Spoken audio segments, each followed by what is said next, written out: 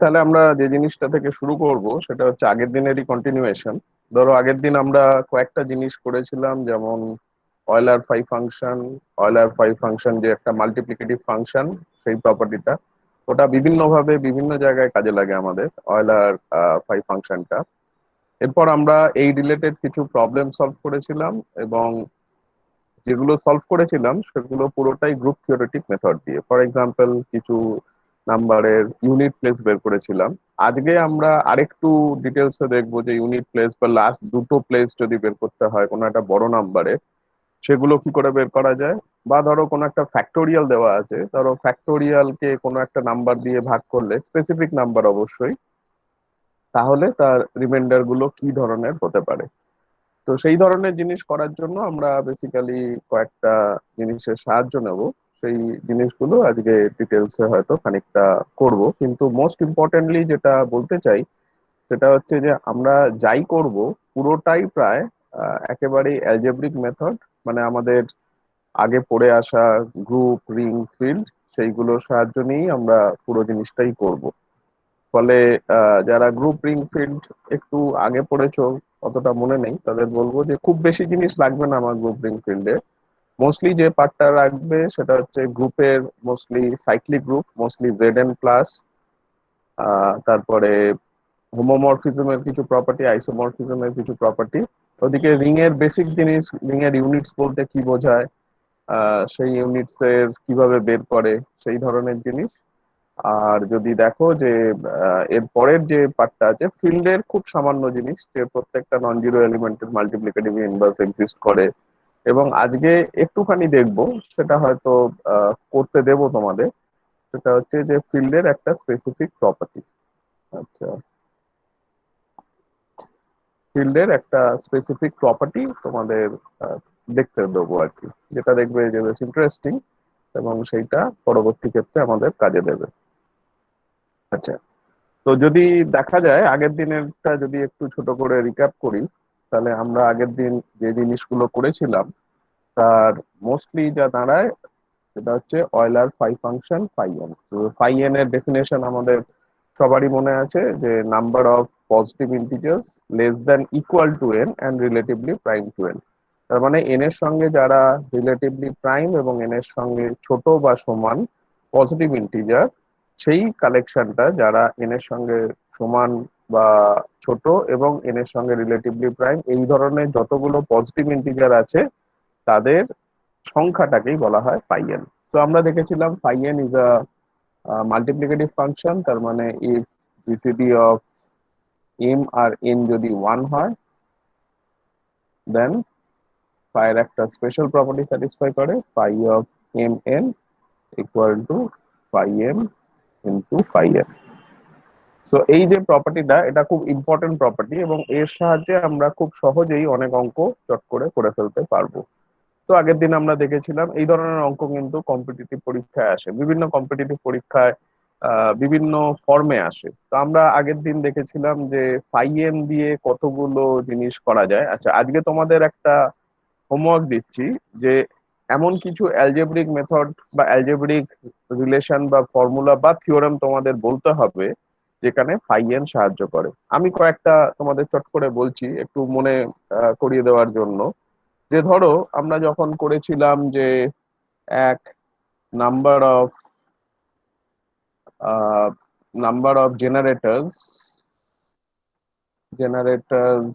Of Zn+, এই গ্রুপটার কতগুলো generator আছে, এটার উত্তর হয়েছিল ফাই এন। ঠিক আছে, আমরা যদি গ্রুপে, রিং এ যাই, তাহলে নাম্বার অফ ইউনিটস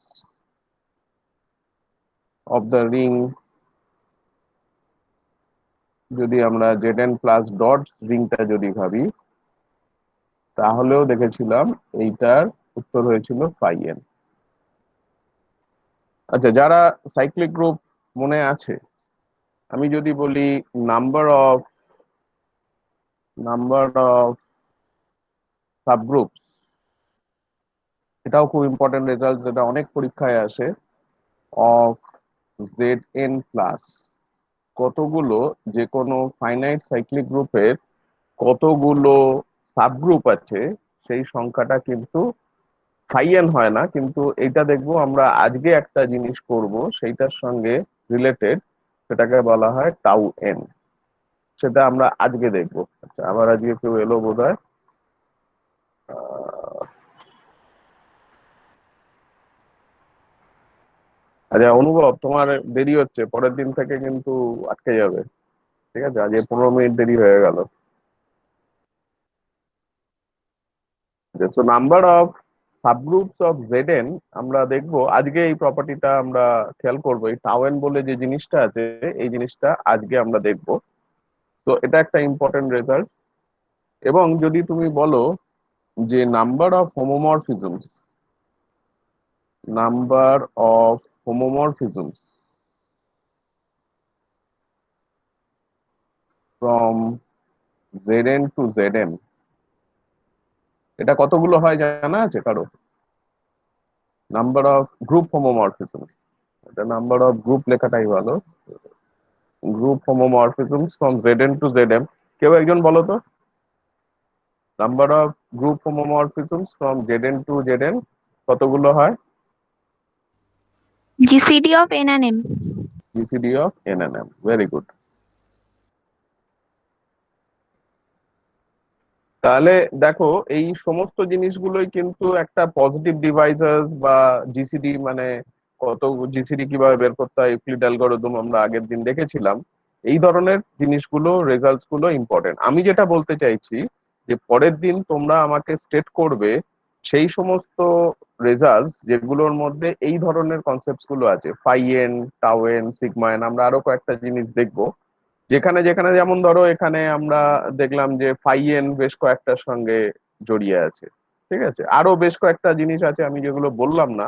তোমাদের কাজ হবে একটা এরকম লিস্ট বের করা, যে লিস্টের সাহায্যে তুমি জাস্ট রেজাল্টটাই অটোমেটিক্যালি তোমাকে বলে দেবে যে এই ধরনের কিছু ফাংশনস যেগুলো রেজাল্ট গুলোর সঙ্গে ইম্পর্টেন্ট। আচ্ছা, আমরা আর কয়েকদিনের মধ্যেই ক্রিপ্টোগ্রাফির বেশ খানিকটা পার্ট শুরু করব, ম্যাথমেটিক্যাল অ্যাসপেক্ট অফ ক্রিপ্টোগ্রাফি। সেখানে দেখবো ফাইএনটা কিন্তু দারুণভাবে রোল প্লে করে। তো phi n plays an important role. তো phi n ক্যালকুলেশন করাটা ইজ ভেরি ইম্পর্টেন্ট। আমরা দেখেছি যে phi n এর যদি n এর আমরা প্রাইম ফ্যাক্টরাইজেশন আমরা জানি, তাহলে কিন্তু phi n ক্যালকুলেট করাটা খুব সহজ। কিন্তু আনফরচুনেটলি এখনো অবধি কোনো ভালো উপায় বেরোয়নি। ভালো উপায় বলতে কি বোঝায়, ভালো অ্যালগোরিদম বলতে কি বোঝায়, সেটাও আমরা কিছুদিন পর দেখবো। যেখানে দেখবো যে phi n এর যদি n এর ফ্যাক্টরাইজেশন আমাদের না জানা থাকে, তাহলে phi n টা কিভাবে ক্যালকুলেট করা যায় সেটার কিন্তু এখনো অবধি কোনো সহজ উপায় বেরোয়নি, বা কোনো এফিশিয়েন্ট অ্যালগোরিদম এখনো অবধি নেই। এই যে কথাটা এফিশিয়েন্ট বললাম, এফিশিয়েন্ট মানেটা কি সেটা আমরা কিছুদিন পর আরেকটু ডিটেলসে বোঝার চেষ্টা করব। আচ্ছা, আজকে তাহলে আমরা যেটা দেখবো সেটা হচ্ছে যে ফাইএন অলরেডি আমরা বেশ খানিকটা এক্সহস্ট করেছি, আরো নতুন কিছু ফাংশন। আগের দিন আমরা একটা জিনিস দেখেছিলাম যে এফ যদি একটা মাল্টিপ্লিকেটিভ ফাংশন হয়, তাহলে এই এফ থেকে আমি একটা ফাংশন ডিফাইন করতে পারি। ধরা যাক এফ এন। কেউ একজন এলো মনে হয়। আচ্ছা তারিক, তোমার আজকেও দেরি হলো। ঠিক আছে, একটু খেয়াল রেখো। আচ্ছা, এফ এন থেকে আমি আরেকটা, এফ হচ্ছে একটা মাল্টিপ্লিকেটিভ ফাংশন, সেই এফ এন থেকে আমি একটা ক্যাপিটাল এফ এন তৈরি করছি ডিফাইন্ড বাই এরকম ভাবে, এন হচ্ছে একটা পজিটিভ ইন্টিজার, তার অল পজিটিভ ডিভাইসেস গুলো নিচ্ছি, নিয়ে এফ অফ ডি। আগের দিন বোধহয় আমি এইটা এন লিখে ফেলেছিলাম, পরে আমি নিজেই ভিডিওতে দেখলাম এইখানটায় এন হয়ে গিয়েছিল, এটা এফ অফ ডি হবে। কিন্তু যখন আমি প্রুফটা পড়িয়েছি বই দেখে, যখন প্রুফটা বলেছিলাম তখন ওটা ডি ছিল, বাট যখন আমি স্ক্রিনে লিখেছিলাম তখন ওটা এফ অফ এন লিখে ফেলেছিলাম ভুল করে, সো ওটা এফ অফ ডি হবে। তো এফ অফ এন হয়ে গেলে বুঝতেই পারছো এটা ডি ডিভাইডস এন, এর কোনো ভ্যারি করছে তো কোনো মূল্য থাকবে না, তো খুব মানে ন্যাচারালি বোঝা যাচ্ছে it has to be f of d. তাহলে এইটা এফ যদি মাল্টিপ্লিকেটিভ ফাংশন হয়, তাহলে ক্যাপিটাল এফ এন যদি এইভাবে ডিফাইন করি, আমরা আগের দিন দেখিয়েছিলাম ক্যাপিটাল এফ এনটাও একটা মাল্টিপ্লিকেটিভ ফাংশন হয়ে যাবে। এবং আমরা কিছু মাল্টিপ্লিকেটিভ ফাংশনের এক্সাম্পল দেখেছিলাম। For example f n equal to n একটা মাল্টিপ্লিকেটিভ ফাংশন, বা f n equal to one, that are both multiplicative functions. আজকে দেখবো এই দুটো ফাংশনস এর ইম্পর্টেন্সটা কতটা। সেদিন আমাদের আগের দিন মনে হয়েছিল দে আর ভেরি ট্রিভিয়াল, তো fn equal to n it's always multiplicative function, kind of homomorphic properties গুলো আছে। বা f of n equal to 1 একটা কনস্ট্যান্ট ফাংশন, এটারও একটা মাল্টিপ্লিকেটিভ প্রপার্টি থাকাটা খুব ন্যাচারাল। কিন্তু আজকে আমরা দেখব এই ন্যাচারাল প্রপার্টিস গুলোই কিভাবে আমাদের বেশ কিছু জিনিস সাহায্য করছে। আচ্ছা, আমি যদি হঠাৎ করে তোমাদের প্রশ্ন করি, ধরা যাক 50 কতগুলো পজিটিভ ডিভাইসেস আছে, the number of positive divisors of 50, number of positive divisors of 50 কিভাবে চট করে বলতে পারবে? স্যার 6টা। আচ্ছা, একজন বলেছে 6টা। দেখা যাক তুমি কিভাবে ক্যালকুলেট করলে, কোনো ফর্মুলা ইউজ করেছো? হ্যাঁ স্যার, আমি মানে 50 কে ফ্যাক্টরাইজ করেছি, আচ্ছা ঠিক আছে, তো 5 স্কোয়ার। ফ্যাক্টরাইজেশন আমি আগে এমনি নর্মালি দেখতে চাই, বাকিরা কে কিভাবে করছো? কেউ কি হাতে করে করেছো? আচ্ছা, এটাকে একটু যদি ছোট করে দিতাম, 15 করতাম, তাহলে 15-র পজিটিভ ডিভাইসেস গুলো এক। তুমি যেটা করেছো ঠিকই করেছো, আমি আসছি সেটাতেই আসছি, কিন্তু আমি একটু ইনটিউটিভলি যাওয়ার চেষ্টা করছি। তাহলে number of positive divisors of 15 যদি দেখি, তাহলে 1, 3, 5 আর 15। তো দেখা যাচ্ছে 4খানা আছে। তো নাম্বার অফ পজিটিভ ডিভাইসেস হচ্ছে 4। সিমিলারলি যদি 50 কে আমি ভাবি, তাহলে 50 কে যদি ভাবা যায়, 50 কারা কারা হবে?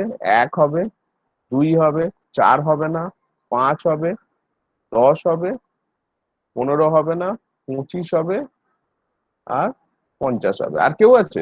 1, 2, 3, 4, 5, 6। তাহলে আহ কে বললে? কল্পক বললে বোধহয়, নাকি এটা?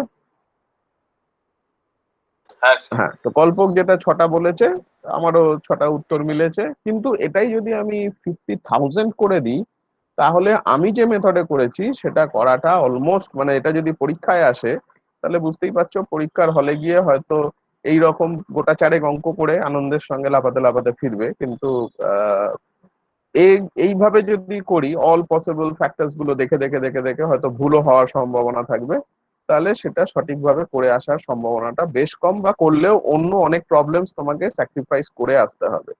বাট এই ধরনের প্রবলেমস গুলো করার বেশ কিছু সহজ উপায় আছে, যেটা হয়তো কল্পক ইউজ করেছো, সেইটা নিয়ে আমরা ডিসকাস করব। নট অনলি দ্যাট, আমরা আরেক ধরনের দেখতে চাই, যেটা অনেকটাই এর সঙ্গে রিলেটেড। সেটা হচ্ছে যে নাম্বার অফ পজিটিভ ডিভাইসেস দেখেছিলাম, এবার দেখবো সাম অফ পজিটিভ ডিভাইসেস। তাহলে বুঝতেই পারছো আমার কাছে যদি নাম্বারটা চলে আসে, কত কোন কোন প্রাইমস কোন কোন ডিভাইসেস গুলো আছে, তাদের যোগ করে দিলেই সাম অফ পজিটিভ ডিভাইসেস হয়ে যাবে। তো সাম অফ পজিটিভ ডিভাইসেস, এই দুটো ফাংশনস আমরা আজকে নিয়ে ডিসকাস করব। তাহলে এই যে সাম অফ পজিটিভ ডিভাইসেস কে ডিনোট করা হয় সিগমা দিয়ে। তো সিগমা অফ এন মানে হচ্ছে number of positive, sum of positive divisors of n. আর নাম্বার অফ পজিটিভ ডিভাইসেস যেটা আছে সেটাকে ডিনোট করা হয় tau of n. Tau of n, তার মানে এটা হচ্ছে নাম্বার অফ পজিটিভ ডিভাইসেস, আর সাম অফ পজিটিভ ডিভাইসেস হচ্ছে সিগমা অফ এন। এটা হচ্ছে এই নোটেশন। ঠিক আছে, তাহলে আজকে আমরা এই দুটো নাম্বারস নিয়ে বেশ খানিকটা ডিল করব, এবং তারপরে আরো কিছু প্রপার্টি দেখার চেষ্টা করব। আচ্ছা, তাহলে দেখো, এই যে যদি আমি 50,000 দিয়ে দিতাম, এইটা কিন্তু এর টাওয়েন বা সিগমা অফ 50,000 বা সিগমা টাও অফ 50,000 হঠাৎ করে গুনে গুনে করাটা ইজ ভেরি ডিফিকাল্ট হয়ে যাচ্ছে। তাহলে আমাদের we should have some property. আচ্ছা, আমরা কিছু ছোট ছোট ভাবে এগোনোর চেষ্টা করি। আচ্ছা, যদি আমি তোমাদের এরকম দিই টাও অফ 5, টাও অফ 5 মানে হচ্ছে number of positive divisors of 5, তাহলে এটার উত্তর কত হবে? উত্তর হবে number of positive divisors of 5 কত হবে? কেউ একজন বলো। তাহলে আমরা জানি এইটা সেটটা হচ্ছে 1 আর 5, তার যে কার্ডিনালিটি, তার মানে হয়ে গেল 2। ঠিক আছে, আচ্ছা এইটা যদি আমি আরেকটু বড় করে দিতাম 101, তাহলে কি হতো? 101 ইজ আ প্রাইম, তাহলে এটার ক্ষেত্রেও টাও অফ 101 হয়ে যেত 2। তাহলে এইভাবে যদি আমি দেখি, আমি বুঝতেই পারছি টাও অফ পি, যেখানে পি হচ্ছে একটা প্রাইম, তাহলে অবশ্যই এই ভ্যালুটা হয়ে যায় 2। ঠিক আছে, আচ্ছা এইবার আমি যদি আরেকটু এগোই, টাও of P to the power N, P হচ্ছে একটা প্রাইম, আমি এখানে যেখানেই পি লিখবো সেটাই প্রাইম ডিনোট করবে। আমি আর হয়তো পরবর্তী ক্ষেত্রে প্রাইমটা লিখবো না। তো আমার লেখা মানেই পি লেখা মানেই আপাতত প্রাইম দিয়েই ধরো ডিনোট করছি। তাহলে এইটার কি হবে, এইটার মধ্যে কারা কারা থাকছে, এক থাকছে, পি থাকছে, পি স্কোয়ার থাকছে, করতে করতে P to the power N থাকছে। তাহলে এই গোটা সেটের কার্ডিনালিটি, এই গোটা সেটের কার্ডিনালিটিটা কত হচ্ছে, এন প্লাস ওয়ান। +1। ঠিক আছে, হ্যাঁ ঠিক বলেছো, এন প্লাস ওয়ান। তাহলে এই গোটা সেটের কার্ডিনালিটিটা হয়ে গেল এন প্লাস ওয়ান। তাহলে দেখো আমার যে কোনো একটা নাম্বার, ফর এক্সাম্পল যদি আমি তোমাকে আজকে হঠাৎ করে বলি যে 101 টু দি পাওয়ার 7, এইটার ভ্যালু কত, তুমি যেখানে জানো 101 ইজ আ প্রাইম নাম্বার, তোমাকে আর বসে বসে অঙ্ক কষে দেখতে হবে না, তুমি স্ট্রেট ফরওয়ার্ড বলে দেবে দিস ইজ নাথিং বাট 8, কারণ এন প্লাস ওয়ান। তাহলে দেখো একটা খুব সহজ ফর্মুলা আমার কাছে চলে এলো। তাহলে স্বাভাবিকভাবেই বুঝতে পারছো আমার কিন্তু যখন আমি টাও অফ 50,000 বের করতে দিয়েছি, that is not of the form কোনো একটা পার্টিকুলার প্রাইমের কিন্তু পাওয়ার নয়, এর মধ্যে দুইও আছে, পাঁচও আছে, আরো কিছু থাকতে পারে। তো টাও অফ 50,000 বের করতে গেলে আমি আগের দিন যেরকম ফাই বের করেছিলাম, তাহলে অবশ্যই আমাকে একটা ফাংশন খুঁজে বের করতে হবে, বা মাল্টিপ্লিকেটিভ ফাংশন যদি আমি বলতে পারি যে tau is a multiplicative function, then আমার কিন্তু জিনিসটা অনেক সহজ হয়ে যাবে।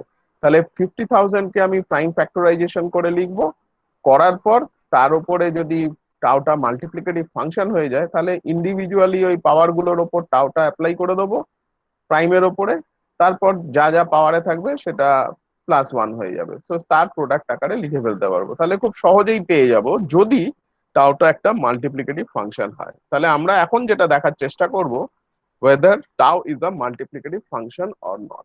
আচ্ছা, এর জন্য ধরা যাক আমি একটা ফাংশন নিলাম, জাস্ট সিম্পল আগের দিন যেটা খুব ট্রিভিয়াল ফাংশন ছিল, F n equal to one, সেইটাকে নিয়ে নিলাম। ঠিক আছে, আচ্ছা এখান থেকে আমি একটা ধরা যাক টাও অফ, আমি আহ, এখান থেকে একটা ফাংশন তৈরি করছি। আগের দিন যে ফাংশনটা আমি তৈরি করেছিলাম সেটা হচ্ছে D divides N F of D. ঠিক আছে, ফর এক্সাম্পল ধরা যাক আমি এফ অফ 6 বের করতে চাইছি, যেখানে এফ হচ্ছে এইভাবে ডিফাইন্ড। তাহলে আমাকে বলো তো এফ অফ 6 এর ভ্যালু কত হবে, এফ অফ 6 এর ভ্যালু, এফ অফ 6 এর ভ্যালু মানে কত, তাহলে summation of D divide 6 small of d. তাহলে কারা কারা আছে, এফ অফ 1 আছে, প্লাস এফ অফ 2 আছে, প্লাস এফ অফ 3 আছে, প্লাস এফ অফ 6 আছে। আচ্ছা এফ অফ 1 কত, এফ অফ 1 হচ্ছে 1, এফ অফ 2 কত 1, এফ অফ 3 কত 1, এফ অফ 6 কত 1, সো আলটিমেটলি 4। আচ্ছা এই যে এত সব করলাম, এটা আদতে আমি কি করলাম বলতো, প্রত্যেকটা এক একটার জন্য কিন্তু এক একটা করে আমার ওয়ান এসছে, তার মানে অ্যাডিশন হতে থাকছে, এই এক এক এক এক করে যোগ হচ্ছে। আর এইখানে কতগুলো এসছে এরকম টার্ম, যতগুলো পজিটিভ ডিভাইসেস আছে। তাহলে এই যে ক্যাপিটাল এফ অফ 6 লিখলাম, দিস ইজ নাথিং বাট টাও অফ 6। ভালো করে দেখো কি সহজে হয়ে গেল প্রুফটা। এই প্রুফটা কিন্তু অন্যভাবে করতে গেলে দম বেরিয়ে যেত। টাওটা যে মাল্টিপ্লিকেটিভ ফাংশন, সেটা প্রুফ করা ওয়াজ ভেরি ডিফিকাল্ট। কিন্তু যদি আমি আগের দিন যেটা আমরা, তখনও অবধি খুব একটা মোটিভেশন ছিল না যে কেন এই হঠাৎ করে একটা রেজাল্ট করলাম। আমরা অনেক সময় বইয়ের অনেক রেজাল্টই করে ফেলি, দেওয়া থাকে বলে করি, কিন্তু অনেক সময় তার মোটিভেশন বোঝা সম্ভব।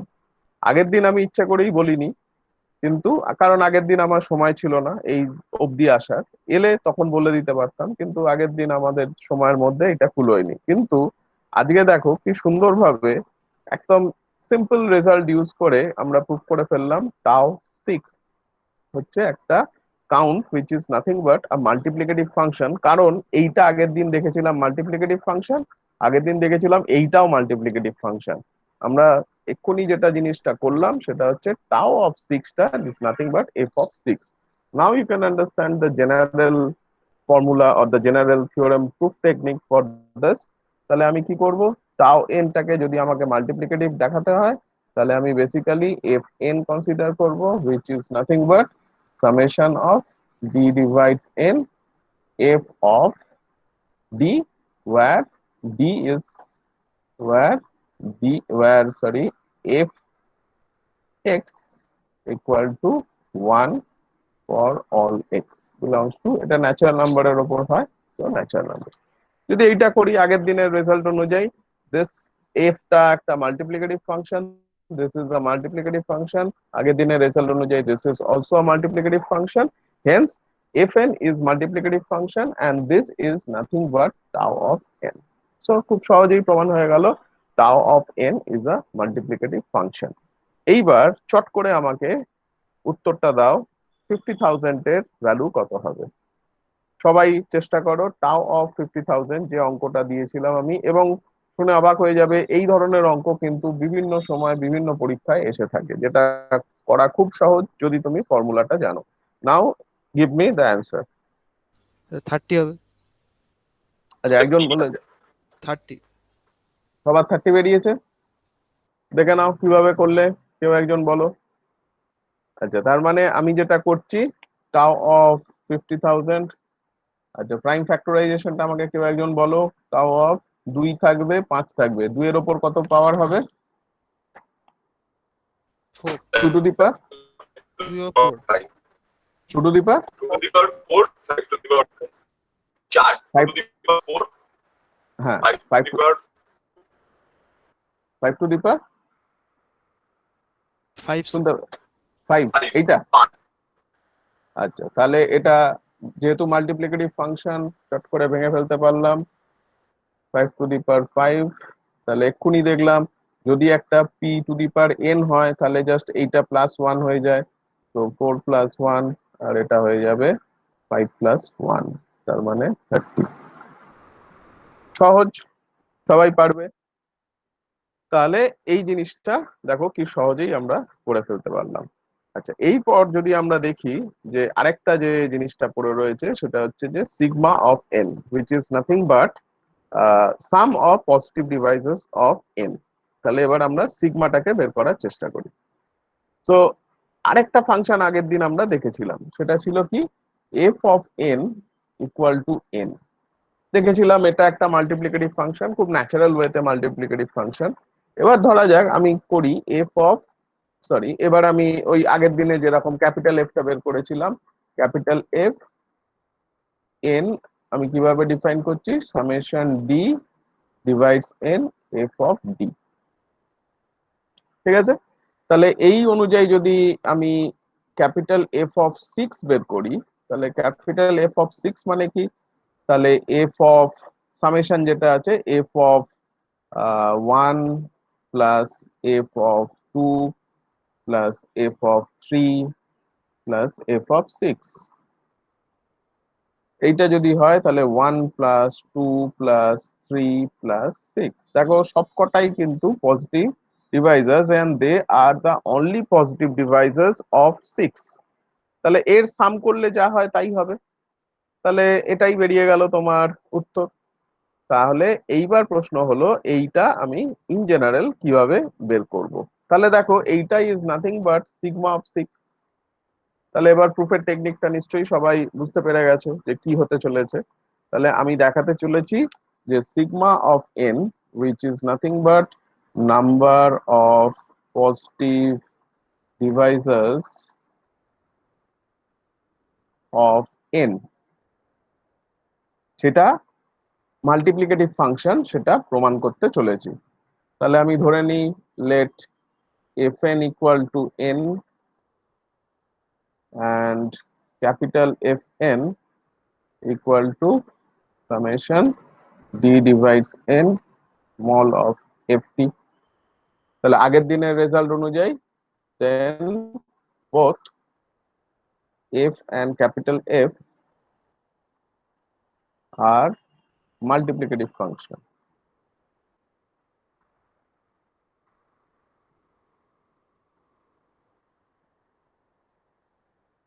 and fn is nothing but, দেখো fn is nothing but sum of all positive divisors of n, কারণ সেইগুলোই তো n গুলো, যতগুলো n এর যত পজিটিভ ডিভাইসার্স আছে তাদের সামটা, এবং সেইগুলোই হয়ে গেল এটা। তাহলে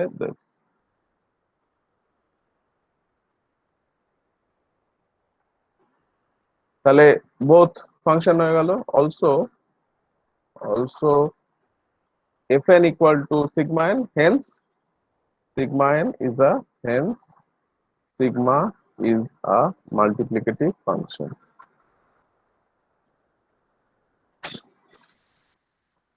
তাহলে প্রশ্ন হলো এটা মাল্টিপ্লিকেটিভ ফাংশনটা প্রুফ হয়ে গেল। নাও আমাকে যেটা দেখাতে হবে সেটা হচ্ছে যে কোনো ফর্মুলা পাওয়া যায় কিনা। যদি আমি প্রাইম ফ্যাক্টরাইজেশন জানি তাহলে কি আমি কোনো ফর্মুলা লিখতে পারি? তাহলে দেখা যাক কিছু করা যায় কিনা। আচ্ছা, ধরা যাক n equal to p1 to the power alpha 1 করতে করতে pk to the power alpha k। তাহলে একটু আগেই আমরা দেখেছি টাও অফ n কত হবে। টাও অফ n মানে tau of p1 to the power alpha 1, এটা টাউটা আগে প্রুফ করে দিচ্ছি আমি। Tau of pk to the power alpha k। তাহলে একটু আগেই দেখেছিলাম এই ফর্মুলাটা দাঁড়াচ্ছে আলফা 1 প্লাস 1 করতে করতে আলফা কে প্লাস 1। দেখো এটা ইন জেনারেল প্রুফটা অফ টাওয়ারটা করলাম, এবার আমি সিগমারটা করব। এটা সবাই বুঝতে পারলে কিভাবে হচ্ছে এবং ফর্মুলাটা কি হচ্ছে। এবার আমি যেটা করব সিগমারটা, সিগমার জন্য এন ওই একই আছে। তাহলে সিগমার আগে আমি দেখার চেষ্টা করি সিগমা অফ পি কত হয়। Sigma P to the power N E direct চলে যায়, sigma of P to the power N. তার মানে এটা কি হবে 1 plus P plus P square plus করতে করতে P to the power N হবে। আচ্ছা, এই ফর্মুলাটা কেউ একটু বলো তো, জিপি এপি অনেক কিছু তো পড়েছো ছোটবেলায়, এই ফর্মুলাটা কি হয়? Sir, p to the power n plus 1 minus 1 by p minus 1. P to the power n plus 1 minus 1 by p minus 1। ব্যাস, এইটা আমার একটা চলে আসা মানেই আমার সবকটা হয়ে গেল। নাও আমি জানি সিগমাটা একটা মাল্টিপ্লিকেটিভ ফাংশন, অলরেডি প্রুফ করে দিয়েছি। তাহলে এবার আমার কি দাঁড়ালো, এই ফর্মুলাটা যদি আমার হাতে থাকে তাহলে sigma of N equal to sigma of P one alpha 1 করতে করতে sigma of P K alpha K. তাহলে এই গোটা জিনিসটা এইটার জন্য এই ভ্যালুটা হবে, এইটার জন্য এই পি কে টার্মসে হবে। তাহলে product of P k, p ধরো যদি আই দিয়ে করো, p i to the power alpha i plus 1 minus 1 divided by p i minus 1, এখানে i equal to 1 to k. এটা বুঝতে পারলে সবাই? দেখো এই ফর্মুলাটা, কারো বুঝতে অসুবিধা হলে বলো,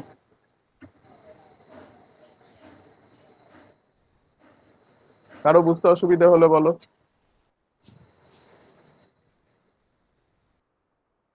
কারো যদি বুঝতে অসুবিধা হয় বলো এই ফর্মুলাটা।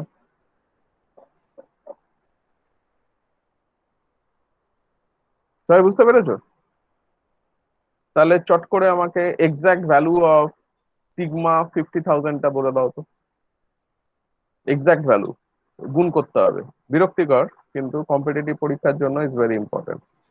সিগমা অফ, আমাকে চট করে ভ্যালুটা বলো, সিগমা অফ 50,000 এর ভ্যালু কত? কার আগে হয় মাইক অন করে বলবে।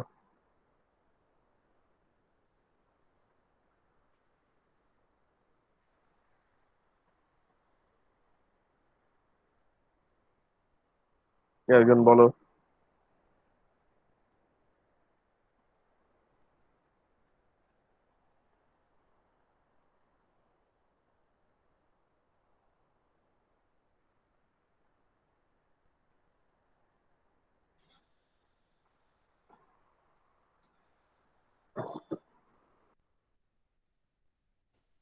So 121086.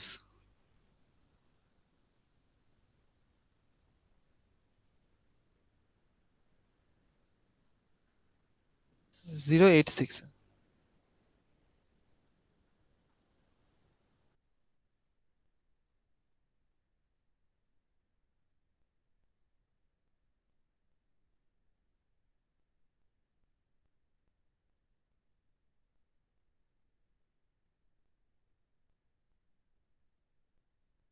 Sir, এটাই আছে।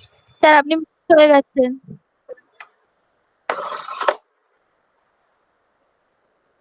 আচ্ছা বলছি ক্যালকুলেটর ইউজ করোনি তো? খুবই ভালো, মানে বোঝাই যাচ্ছে যে 2 টু দি পাওয়ার এটা হবে আর একটা 5 টু দি পাওয়ার এইটা হবে। খালি কষ্ট করে ভ্যালুটা বের করা, এবং সেই ভ্যালুটা বের করা খুব দরকার। দেখো 2 এর জন্য অসুবিধা নেই, কারণ ডিনোমিনেটরটা বেরিয়ে যাচ্ছে। এর জন্য একটু অসুবিধা হতে পারে। এটাই এসছে সবার? হ্যাঁ স্যার। গুড। হ্যাঁ স্যার। এই তো আস্তে আস্তে স্পিড বাড়ছে। এইটাই হচ্ছে কম্পিটিটিভ পরীক্ষার জন্য কিন্তু প্র্যাকটিস। মানে এই ধরনের জিনিসগুলো দেখো, মানে কম্পিটিটিভ পরীক্ষায় যেটা হয়, বাড়িতে বসে প্র্যাকটিস করা আর হলে বসে পরীক্ষা দেওয়ার মধ্যে কিন্তু আকাশ পাতাল তফাৎ। ঘরে বসে তুমি গান শুনতে শুনতে, একটু ফেসবুক স্ট্যাটাস দেখে, একটু হোয়াটসঅ্যাপ স্ট্যাটাস দেখে, 2-4টে গান শুনে, একটু জানলা দিয়ে দেখে নিলে, সেই পরীক্ষা দেওয়া আর হলে বসে চাপের মধ্যে পরীক্ষা দেওয়া আকাশ পাতাল তফাৎ। বারবার বলি যে তোমার সেই দিন কি কন্ডিশন থাকবে সেটা কিন্তু আগে থেকে তুমি প্রেডিক্ট করতে পারো না। আমি তোমাদের একটা ইনসিডেন্স বলেছিলাম অলরেডি, একটা গেট পরীক্ষার দিন পশ্চিমবঙ্গে খুব অসুবিধা হয়েছিল। সেদিন কিন্তু গেট পরীক্ষা হয়েছিল, ফরচুনেটলি প্রায় 35 মিনিট ওরা ডিলে করেছিল। এটা একটা সুবিধে হয়েছিল, কিন্তু অনেককেই পার্ক সার্কাস বা অনেককেই হয়তো মানে তোমার এ থেকে সায়েন্স সিটি থেকে চিংড়িহাটা মোড় অব্দি হাঁটতে হয়েছিল, দৌড়াতে হয়েছিল, এই অবস্থায় গিয়ে পরীক্ষা দিতে বসতে হয়েছিল। সুতরাং এই রকম এক্সপেক্ট করে রাখাটাই ভালো যে তোমার সেই দিন অনেক কিছুই ঘটতে পারে। ফলে সেই অবস্থায় পরীক্ষা দেওয়ার প্র্যাকটিসটা তো হবে না। তুমি তো এরকম হবে না যে একটু জগিং করে এসে পরীক্ষায় বসছো, সেরকম করলে তো আর হবে না। সো অনেক রকম সিচুয়েশন ঘটতে পারে ভেবেই কিন্তু তোমাকে পরীক্ষার হলে বসার প্রিপারেশনটা নিতে হবে। ফলে বাড়িতে যখন থাকবে, পরীক্ষা হিসাবে একটু টাইম আলাদা করে স্লট নিয়ে সেই সময় কোনো ডিস্টারবেন্স ছাড়া পরীক্ষা দেওয়া প্র্যাকটিস করো। যারা যে পরীক্ষার জন্য প্র্যাকটিস করছো, আমি বারবার বলি কয়েকটা পরীক্ষা, ফর এক্সাম্পল যারা ধরো ম্যাথের জন্য প্রিপেয়ার্ড হচ্ছে, যারা ধরো গেটের জন্য হচ্ছে, নেটের জন্য হচ্ছে, প্রিভিয়াস ইয়ারের কোয়েশ্চেন অনেক সময় অ্যাভেলেবেল। সেই প্রিভিয়াস ইয়ারের কোয়েশ্চেনের প্যাটার্ন গুলো অবশ্যই দেখতে হবে, কিন্তু কিছু ইয়ারের কোয়েশ্চেন একেবারেই টাচ করবে না, সেইগুলো এই ধরনের পরীক্ষার প্রিপারেশন হিসাবে ইউজ করো। ফলে সেইগুলো যদি করো তাহলে খানিকটা টাইম প্রেসারে তুমি কেমন কাজ করছো সেইটা সম্পর্কে খানিকটা আইডিয়া হয়তো পেলেও পেতে পারবে। ঠিক আছে, আচ্ছা। তাহলে এই জিনিসগুলো সবার মোটামুটি একটা আইডিয়া হলো। এইবার আমরা আর একটা অন্য ধরনের জিনিসে যাব, যেটাতেও আমরা পুরোপুরি অ্যালজেব্রা ইউজ করব, এবং সেইটা করলে খানিকটা আগের দিনের যে প্রবলেমস গুলো করেছি সেই আইডিয়া গুলো আর একটু ক্লিয়ার হবে। আচ্ছা, ধরা যাক আমি একটা যে কোনো প্রাইম নিলাম। ধরা যাক দেখি তোমাদের কিরকম কম্পিটিশন পাওয়ার হয়েছে। ধরা যাক আমি প্রাইম নিলাম হচ্ছে 7। ধরো 7 হচ্ছে আমার প্রাইম, কি হচ্ছে 7। ধরো আমি যে কোনো একটা ইন্টিজার নিয়ে নিয়েছি 2। আচ্ছা, 2 টু দি পাওয়ার 6 চট করে বলো তো কত? 64 তাকে 7 দিয়ে ভাগ করলে 64 7 দিয়ে ভাগ। 48 এক ভাগশেষ থাকে 9 দিয়ে ভাগ যাবে। আচ্ছা, তাহলে মডিউলো 7। আচ্ছা, 2 এর জন্য নয় 1 চলে এলো। আচ্ছা, হঠাৎ করে 5 নিয়ে নি। 5 টু দি পাওয়ার 6 কত হবে? স্যার 15,625, আগের অঙ্কটাতেই ছিল। আচ্ছা, 15,625, সেটাকে 7 দিয়ে ভাগ করলেও দেখবে 1 এসে যাচ্ছে। আচ্ছা, কি অদ্ভুত, 2 এর জন্য 1 এলো, 7 এর জন্য, 6 এর জন্য নিশ্চয়ই আসা উচিত নয়। 6 টু দি পাওয়ার 6 কত হওয়া উচিত? এবং করলে দেখবে 1। আচ্ছা, 1 এবং দেখবে এইটা খুব সহজেই করা যায়। 6 মানে হচ্ছে, তুমি তো মডিউলো 7-এ মানে সবসময় Z7 এর এলিমেন্ট হিসাবে দেখছো, তাহলে বেসিক্যালি ক্লাস 6 হিসাবে দেখতে পারো। তো class 6 is nothing but -1 in Z7। তাহলে এইটা টু দি পাওয়ার 6 মানে এইটা টু দি পাওয়ার 6, তাহলে -1 টু দি পাওয়ার 6 মানে পজিটিভ হয়ে যাবে 1।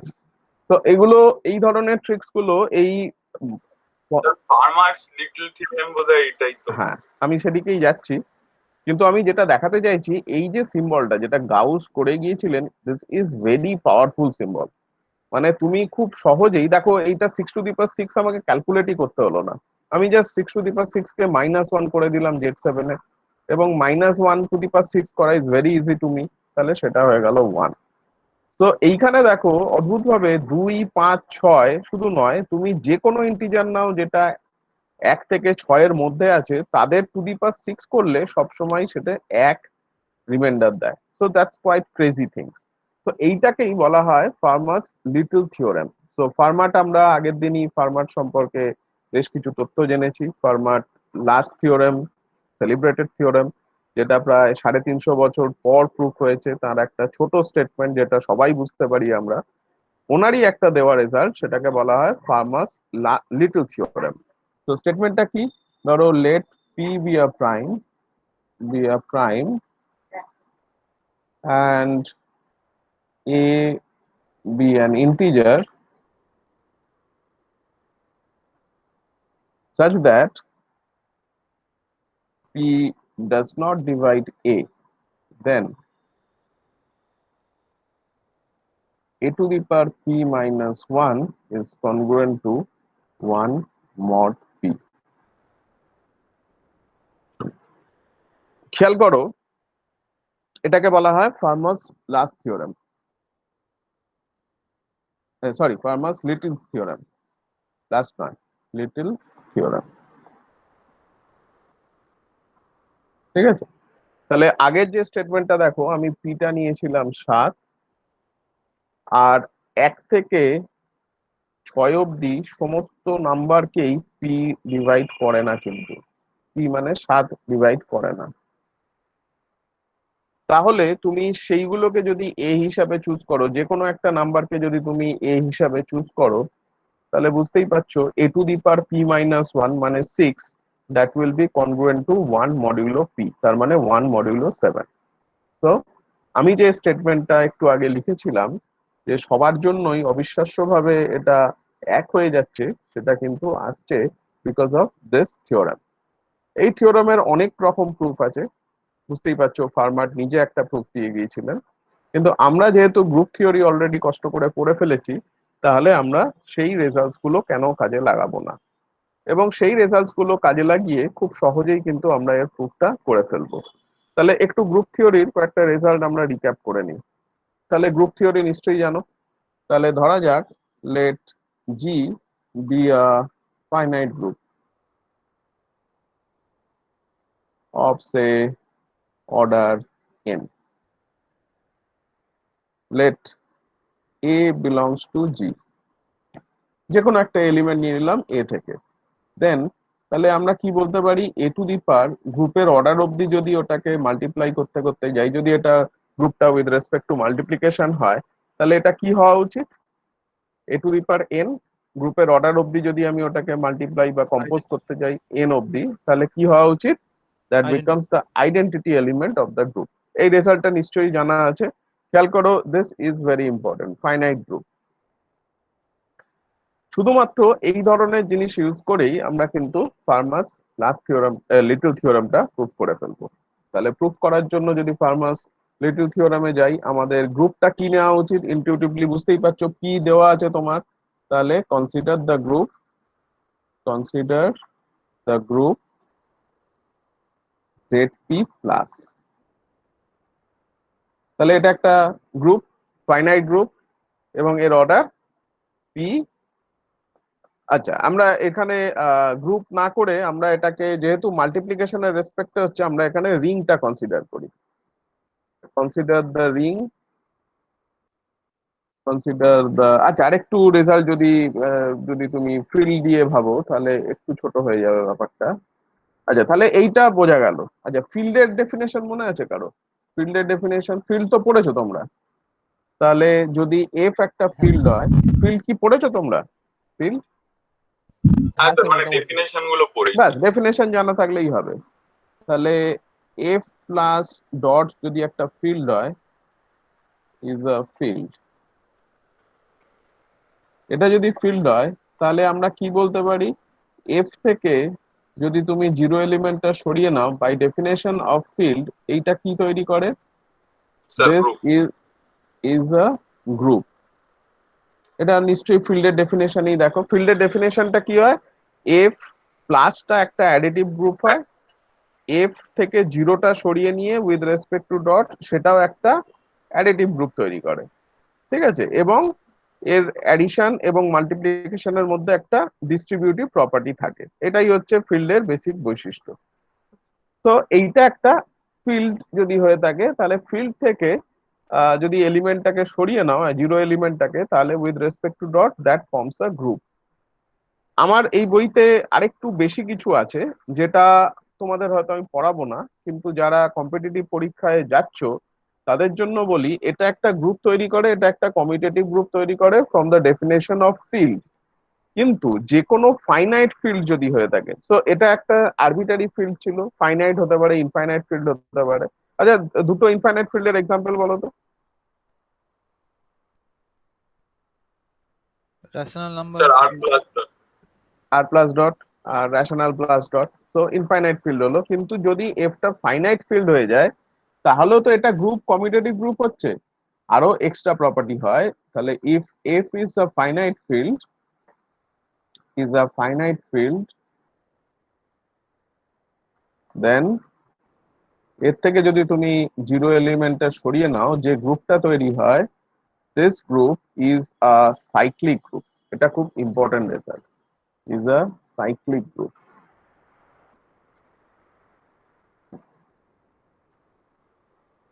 ঠিক আছে, এই রেজাল্টটা অনেক রকম ভাবে প্রুফ হয়। আমার বইতে একটা সহজ প্রুফ করা আছে, যেটা চাইলে তোমরা দেখতে পারো। সেখানে আহ, দেখবে যে এফ থেকে যদি জিরোটা সরিয়ে নেওয়া হয়, তাহলে সেইটা that becomes a cyclic group. এমনি ফর্মাল ডেফিনেশন অফ ফিল্ড থেকে আমরা পাই this is a commutative group, কিন্তু আরো বেশি কিছু পাই, সেটা হচ্ছে cyclic group provided F is a finite field. আচ্ছা, তাহলে যদি আমরা একটা এক্সাম্পল দেখি, যে কোনো একটা ফাইনাইট ফিল্ডের এক্সাম্পল বলো তো, যে কোনো একটা ফাইনাইট ফিল্ডের এক্সাম্পল কেউ একজন বলো। যেটা লিখেছেন জেডপি জেড যেটা পি লিখেছেন প্লাস ডট, তাহলে জেড পি প্লাস ডট, যেখানে আবার বলছি পি হচ্ছে prime, is an example of a finite field. ঠিক আছে, তাহলে নিশ্চয়ই এখান থেকে আমি যদি জিরো এলিমেন্টটাকে বাদ দিয়ে দিই, ক্লাস জিরোটাকে, তাহলে with respect to dot, that forms a group, commutative group, কোনো সন্দেহ নেই, কারণ that is the definition of field. তাহলে এবার আমরা ফার্মার্স লিটল থিওরামের প্রুফটায় আসার চেষ্টা করি। আচ্ছা, তাহলে ফার্মার্স লিটল থিওরামের স্টেটমেন্ট আমাদের কাছে ক্লিয়ার, যে আমাকে দেখাতে হবে a to the power p minus 1 is congruent to 1 mod p, given কি দেওয়া আছে, given p does not divide a, যেখানে এটা হচ্ছে একটা প্রাইম। আচ্ছা, এইটা আমাকে প্রুফ করতে হবে। তাহলে আমি কনসিডার করছি এই ফিল্ডটা জেড পি প্লাস ডট। ঠিক আছে, তাহলে আমি কনসিডার করলাম জেড পি প্লাস ডট। তাহলে এক্ষুনি আমি দেখলাম এখান থেকে যদি আমি জিরো এলিমেন্টটাকে বাদ দিয়ে দিই, তাহলে with respect to dot that forms a group, একটা commutative group from the definition of field. এটার জন্য কিন্তু এটা সাইক্লিক হলে এক্সট্রা প্রপার্টি লাগে, কিন্তু from the definition of field এখান থেকে জিরো এলিমেন্টটা বাদ দিয়ে দিলেই সেটা একটা কমিউটেটিভ গ্রুপ হয়ে যায়। এটার জন্য আলাদা কোনো প্রমাণ লাগে না, এটা from the definition it follows. ঠিক আছে, আমি যেটা বললাম যে এটা যদি সাইক্লিক প্রুফ করতে হয়, তখন তোমাকে বেশ কিছু কাঠখড় পোড়াতে হবে, কিন্তু যদি এটা শুধুমাত্র ফিল্ড দেখাতে হয়, তা এটা একটা কমিউটেটিভ গ্রুপ দেখাতে হয়, that follows from the definition of field. তো এটার জন্য কিছু উল্লেখযোগ্য কিছু নেই। কিন্তু এইটা যে একটা কমিউটেটিভ গ্রুপ হলো, ধরো এইটাকে আমি জেড পি স্টার দিয়ে ডিনোট করছি। সো জেড পি স্টার মানে জেড পি থেকে আমি জিরো এলিমেন্টটাকে সরিয়ে দিয়েছি। তাহলে এটা এক্ষুনি দেখলাম এটা একটা group from the definition of the field. তাহলে এই গ্রুপের অর্ডার কত হবে বলো তো? এই গ্রুপের অর্ডার, জেড পি তে পি খানা এলিমেন্ট ছিল, তাহলে জেড পি স্টারে কতগুলো এলিমেন্ট থাকবে? জেড পি স্টারে পি মাইনাস 1 খানা এলিমেন্ট থাকবে। ঠিক আছে, তাহলে এই যে পি মাইনাস 1 খানা এলিমেন্ট আছে গ্রুপের মধ্যে আছে। এবার ধরা যাক আমি কন্ডিশনে আসছি। কন্ডিশন কি বলেছে? P does not divide A, তাই তো? তাহলে let P does not divide A, তাহলে তুমি কি বলতে পারো ক্লাস এ সম্পর্কে? ইন জেড পি এর মধ্যে ক্লাস এ সম্পর্কে কি বলতে পারো? তাহলে কি ক্লাস এটা 0 হবে? তাহলে দেখতেই পাচ্ছ this is not equal to 0 in Z P, কারণ পি যেহেতু একে ডিভাইড করে না, তাহলে নিশ্চয়ই কোনো একটা ভাগ করলে রিমাইন্ডার থেকে যায়, সেই রিমাইন্ডারটাই জেড পির মধ্যে এলিমেন্ট হয়ে যাবে। ফর এক্সাম্পল ধরা যাক 16 নিয়েছো, তাহলে 7 ডাজ নট ডিভাইড 16, তাহলে জেড 7-এ কি ক্লাস 16টা কি জিরো এলিমেন্ট হবে? হবে না, কারণ ক্লাস 7 এর মধ্যে এটা হয়ে যাবে ক্লাস 2, 14 + 2 16। তাহলে যেহেতু p does not divide a, class এটা ক্যান নেভার বি জিরো, তাহলে এটা কখনোই জিরো এলিমেন্ট হতে পারে না ইন জেড পি। তাহলে বোঝাই যাচ্ছে that implies class A belongs to Z P star, কারণ জেড পি স্টারে তো সব এলিমেন্ট আছে যারা জিরো নয়, তাহলে এটা নিশ্চয়ই জেড পি স্টারের এলিমেন্ট হয়ে গেল। আচ্ছা, একটু আগেই দেখলাম জেড পি স্টারের অর্ডার কত? p-1। তাহলে কোনো এটা একটা গ্রুপ, কোনো একটা গ্রুপের এলিমেন্টকে দেন যদি তার পাওয়ার অবধি নিয়ে যাও, তাহলে কি হয়ে যায়? এটার পাওয়ার হচ্ছে p-1, তাহলে এটা কি হয়ে যাবে? গ্রুপের অর্ডারের p-1 অবধি যদি তোলো, that becomes the identity element of that group. ZP স্টারের আইডেন্টিটি এলিমেন্ট কত? এটা একটা মাল্টিপ্লিকেটিভ গ্রুপ, সুতরাং জিরো নিশ্চয়ই নয়, কারণ জিরো নেই এর মধ্যে। এর আইডেন্টিটি এলিমেন্ট হচ্ছে ক্লাস 1। তাহলে এইটা ক্লাসের রেসপেক্টে যদি এটা হয়, তাহলে that is equivalent to saying that element হিসাবে যখন ইন্টিজার হিসাবে দেখছি মডিউলো পি। দেখো, এটাই আমরা প্রুফ করতে চেয়েছিলাম ফার্মাস লিটল থিওরেমে, এন্ড দ্যাট ইজ প্রুফড। এটা সবাই বুঝতে পারলে কিনা দেখো। স্যার যেখানে a নট ডিভাইডস p, সেখান থেকে একটু বলবেন স্যার, সেটা শুনতে আচ্ছা পারিনি, দেখো, নেটওয়ার্ক প্রবলেম। হ্যাঁ বলছি। আচ্ছা, আমাকে কি দেওয়া আছে? প্রুফটা কি করতে হবে? আমাকে প্রুফ করতে হবে যে এইটা হবে, দেওয়া আছে given p does not divide a। ঠিক আছে? আচ্ছা, তাহলে আমার অ্যাজাম্পশনটা কি? ধরে নিলাম p a কে ডিভাইড করছে না। যদি ডিভাইড না করে তাহলে জেড পির মধ্যে দেখছি এবার। তাহলে এটা তো একটা ইন্টিজার, ধরো এটা হচ্ছে 16 আর এটা হচ্ছে 7, তাহলে 7 ডাজ নট ডিভাইড 16। এবার আমি 16টাকে ক্লাস 7-এর মধ্যে দেখতে চাইছি, ক্লাস 7 জেড 7 এর মধ্যে দেখতে চাইছি। তাহলে 16 এলিমেন্টটাকে জেড 7 এর মধ্যে দেখলে কি হবে? এটা ইট বিকামস ক্লাস 2। তাহলে এটা নিশ্চয়ই জিরো এলিমেন্ট নয় ইন জেড 7। তাহলে জিরো এলিমেন্ট কারা হবে ইন জেড 7? যারা is divisible by 7। For example, যদি এখানে আমি 21 নিতাম, তাহলে 7 ডিভাইডস 21, তাহলে ইন জেড 7 21 বিকামস ক্লাস 0, কারণ এটা 21 7 দিয়ে ডিভিজিবল। তাহলে যারা ডিভিজিবল নয় সেই এলিমেন্ট গুলোকে যদি নিই, সেই element must be zero element হতে পারে না ইন কোথায়? In ZP.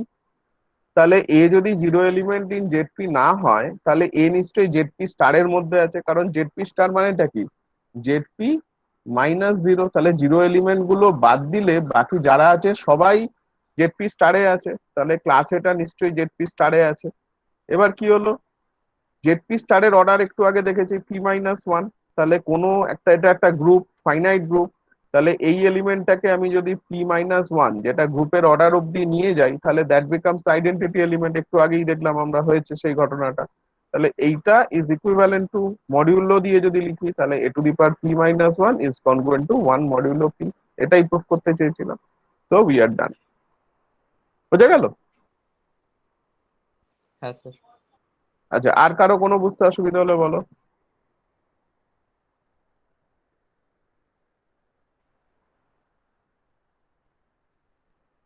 আর কারো কোনো বুঝতে অসুবিধে? কোনো জায়গায় কোয়েশ্চেন? আচ্ছা, সো হয়ে গেল এটা।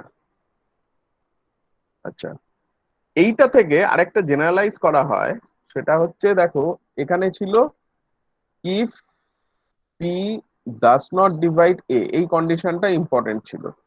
দেন that implies a to the power p-1 is congruent to 1 modulo p। তাহলে দিস কন্ডিশন ওয়াজ ইম্পর্টেন্ট। এবার আমি বলছি, ধরা যাক p is a prime and ab any integer।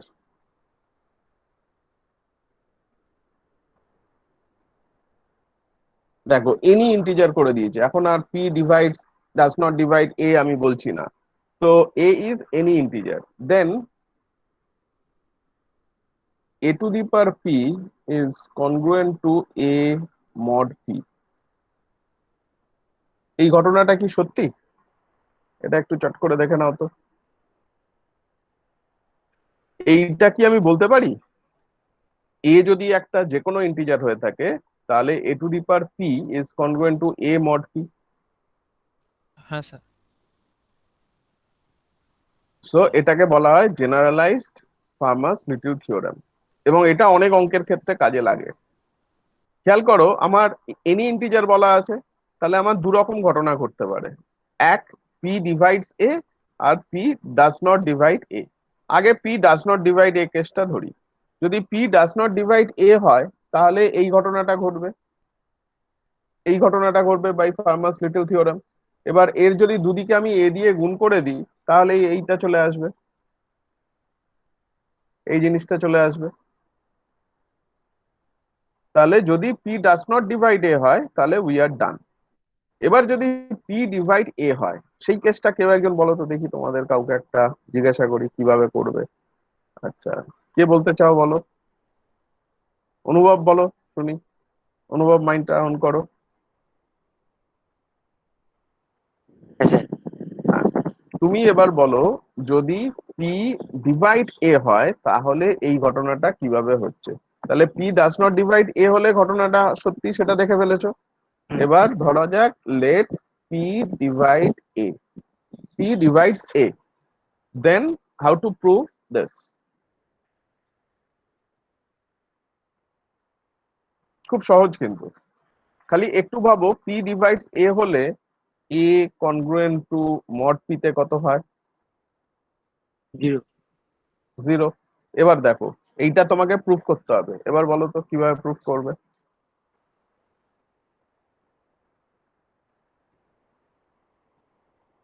A to the power p আর 0 টু দি পাওয়ার পি হবে 0, তো হয়ে 0 যাবে। হবে, আর ডান দিকটাও 0 হবে, so they are equal. So এটা হলে প্রুফ করার কিছু নেই। সুতরাং এই রেজাল্টটা is always true irrespective of whether p divides a or p does not divide a। ঠিক আছে? So this is called Farmer's generalized result, Farmer's little generalization of Farmer's little theorem। তাহলে এটা সবাই বুঝতে পারলে? এই এখনো অবধি যতটা পড়ালাম, কারো কোনো প্রশ্ন থাকলে বলো। গুড, ভালো বলেছো। কারো কোনো প্রশ্ন থাকলে বলো। নেই তো? অ্যান্সারে তো স্যার 0 আসলো, কিন্তু আপনি তো উপরে এ লিখেছিলেন স্যার। কোথায় বলো তো? এপি ট্রিপল বার এ, কিন্তু নিচে তো ট্রিপল 0 বার না, আসছে। ওটাকে কনগ্রুয়েন্ট বলে। হ্যাঁ, তাহলে এদিকটাও তো 0 হলো, এদিকটাও তো 0 হয়ে যাবে। So 0 is congruent to 0 mod p. সত্যি তো সেটা। মানে স্যার নিচে যে রেজাল্টটা আছে সেখানে যদি আমি a to the power P minus one দিয়ে বোথ সাইড মাল্টিপ্লাই যদি করি, হ্যাঁ, তাহলে তো a to the power p congruent 0 0 আর আসবে। এ আলাদা না তো? কনগ্রুয়েন্ট টু 0 মড পি আসলো, আসলো তো। আবার এই রেজাল্ট থেকে তুমি এখানে এ লিখে দিতে পারো, তাহলেই তো হয়ে গেল। বা এখানে তুমি যদি দুদিকে পি দিয়ে গুণ করো, আর পি মাইনাস ওয়ান দিয়ে গুণ করবে কেন? পি দিয়ে গুণ করলেও সেটা 0ই হয়। আর এই রেজাল্টটা থেকে এইটা তো সত্যি, তাহলে এইটা আবার বসিয়ে দিতে পারো এখানে। তাহলে এ আর 0 আর a to the power p modulo p তে সমান হয়ে গেছে, কারণ পি ডিভাইডস এ, সবটাই 0। ঠিক আছে, বোঝা গেল? বুঝতে পারলে আকাশ? হ্যাঁ। ঠিক আছে, আচ্ছা। এবার আরেকটু জেনারেলাইজেশন দেখা যাক। খেয়াল করো, এই যে রেজাল্টটা করলাম, এখানে p has to be prime এবং p does not divide a, এই দুটো condition is very important. P prime খুব ইম্পর্টেন্ট রোল প্লে করছে। কিন্তু আমরা যদি ধরো প্রাইম না হয়, তাহলে কি এই ধরনের সিমিলার কোনো রেজাল্ট আমরা পেতে পারি? That is the point. এবং সেটাই আর কিছু পরে, প্রায় 100 বছর পরে যিনি জেনারেলাইজ করেছিলেন তিনি হচ্ছেন অয়েলার্স। এটাকে বলা হয় অয়েলার্স থিওরেম। থিওরেমের স্টেটমেন্টটা হচ্ছে এরকম: let n be a positive integer, b a positive integer, and a be an integer such that GCD of a আর n হচ্ছে 1, then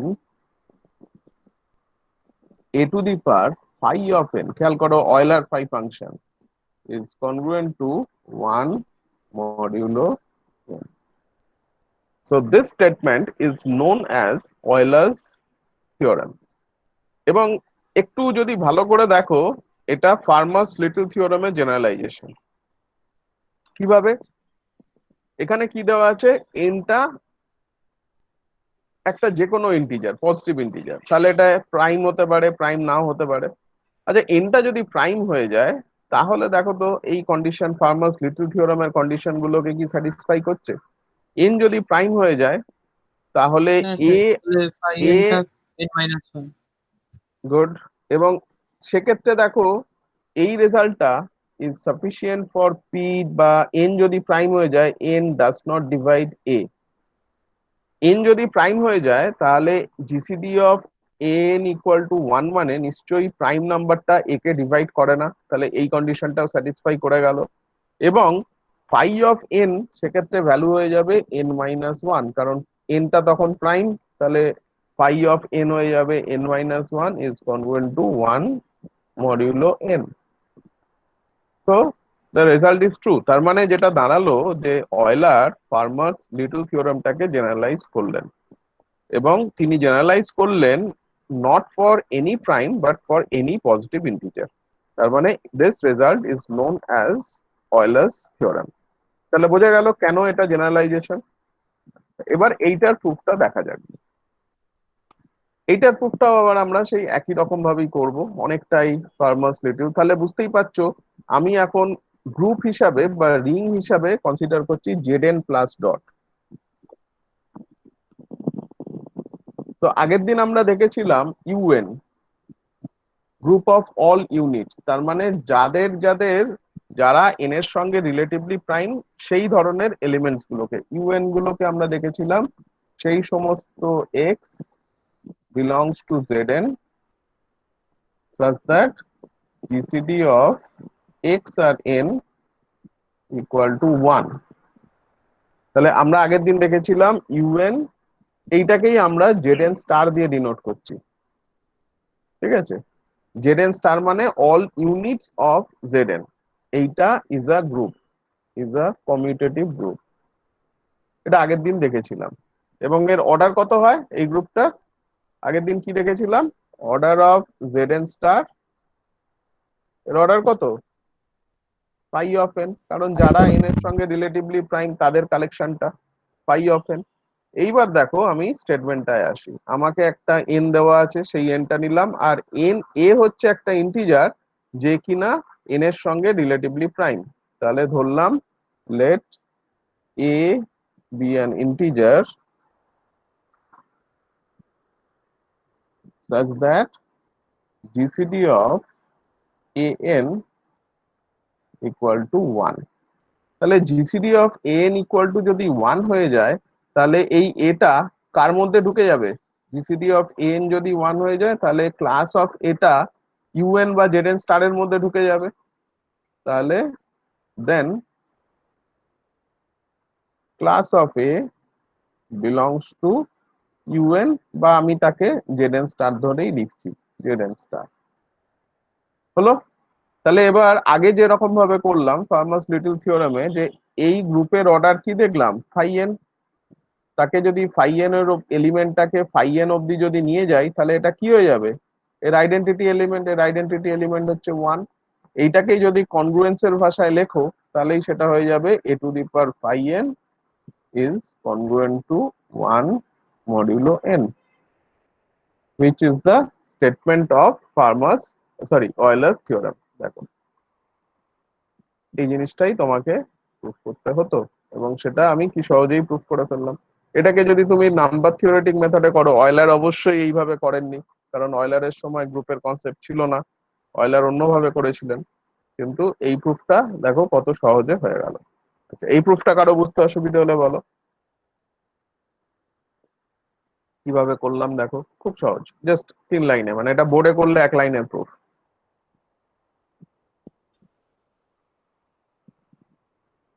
কারো বুঝতে অসুবিধা আছে?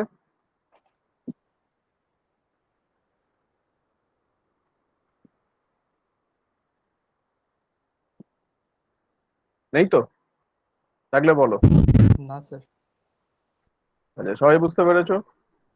আচ্ছা, এবার আমি কয়েকজনকে একটু ধরি, দেখি কি দাঁড়ায়।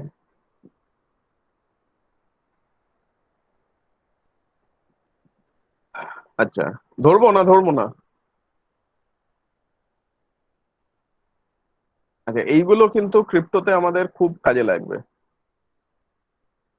এই এই জিনিসগুলো, এই রেজাল্টস গুলো, অয়েলার্স লিটল থিওরেম, এই বা অয়েলার্স থিওরেমটা খুবই কাজে দেবে আমরা যখন ক্রিপ্টো নিয়ে পড়বো। আচ্ছা, এত সব তো বুঝলে, এবার আমাকে চট করে বলো তো, 2 টু দি পাওয়ার 100 এর লাস্ট 2 ডিজিট কি হবে? লাস্ট 2 ডিজিটস, এটা প্রায়ই এক্সামে আসে। 2 টু দি পাওয়ার 100 এর লাস্ট 2 ডিজিটস কি কি হবে, এটা কিভাবে বের করবে?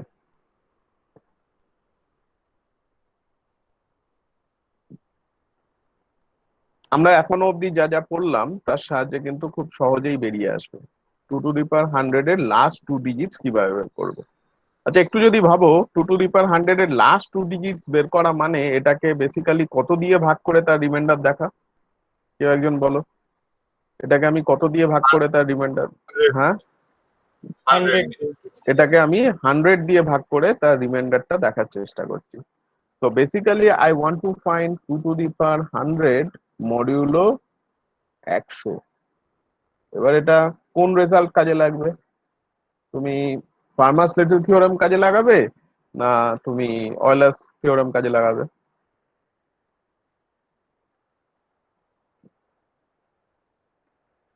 এটা যেহেতু প্রাইম নয়, তাহলে বুঝতেই পারছো কার রেজাল্ট কাজে লাগবে। তাহলে অয়েলার্স রেজাল্ট কাজে লাগালে আমার যেটা আসে, আচ্ছা অয়েলার্স রেজাল্ট কিন্তু কাজে লাগাতে পারছি না, সরি আমি একটু ভুল বললাম। অয়েলার্স রেজাল্ট এই অঙ্কে কাজে লাগবে না, আমার যদি এটা 3 টু দি পাওয়ার 100 হতো তাহলে কাজে লাগতো। কারণ অয়েলার রেজাল্ট কাজে লাগাতে গেলে এরা দুজন রিলেটিভলি প্রাইম হতে হবে। ঠিক আছে, তাহলে অয়েলার্স রেজাল্ট কিন্তু আমি ডাইরেক্টলি কাজে লাগাতে পারছি না। আচ্ছা, 3 টু দি পাওয়ার 100 টা আগে বের করো তো। 3 টু দি পাওয়ার 100 কত মডিউলো 100 তে কত হয়?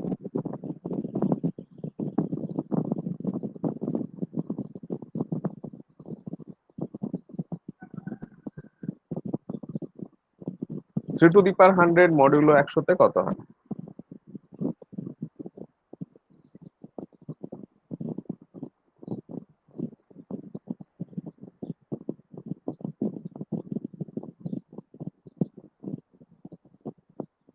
স্যার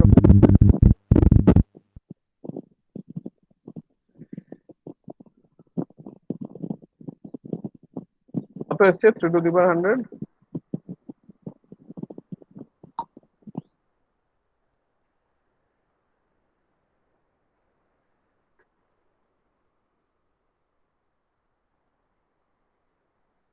কিভাবে বের করছো?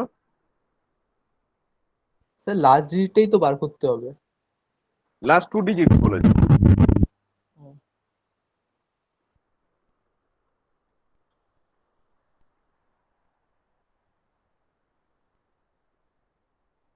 আচ্ছা, ক্যালকুলেশন হয়তো বড় হবে।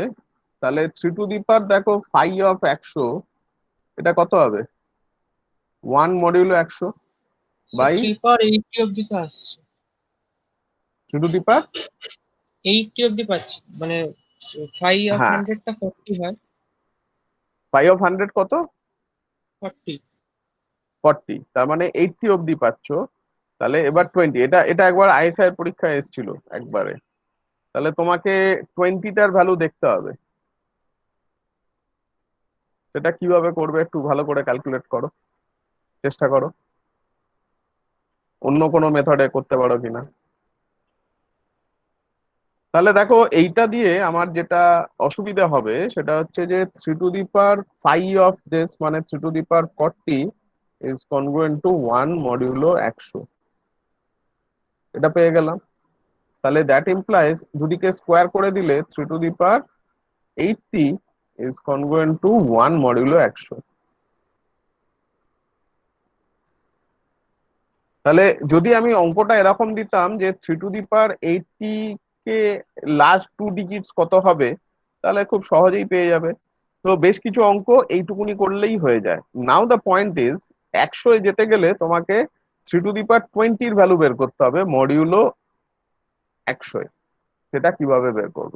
তো এই অঙ্কটা বুঝতেই পারছো, আইএসআই তে এসেছিল একবার, মানে তোমার চট করে যে হয়ে যাবে তা নয়, তোমাকে কয়েকটা কাঠখড় পুড়িয়ে করতে হবে। তো বেসিক্যালি তোমাকে ক্যালকুলেট করতে হবে 3 টু দি পাওয়ার 20 মডিউলো 100-তে এর ভ্যালু কত।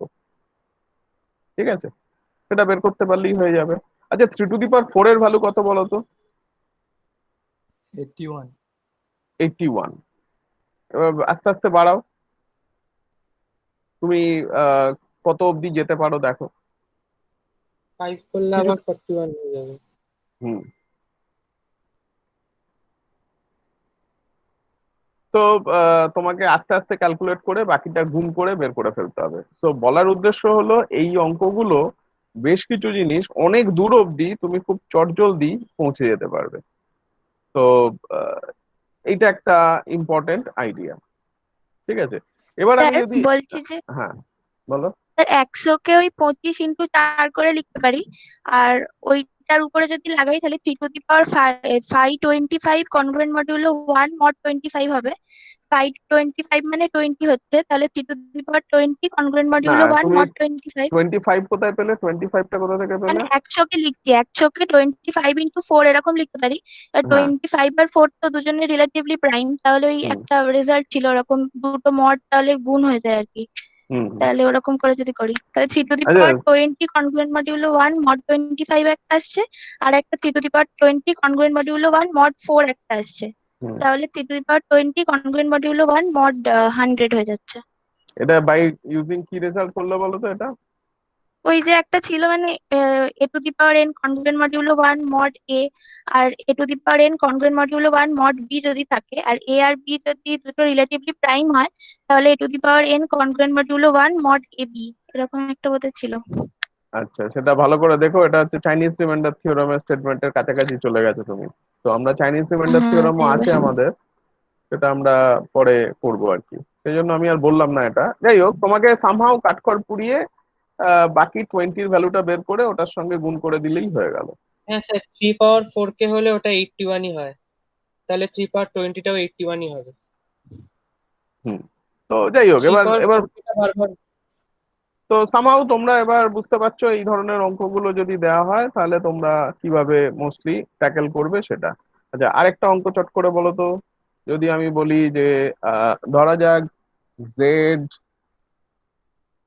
ধরা যাক 100 বা 1000, হাউ মেনি, এটা তো with respect to dot, plus ধরলাম, ডট না, with respect to plus, how many subgroups are there of this group? How many subgroups, how many subgroups are there?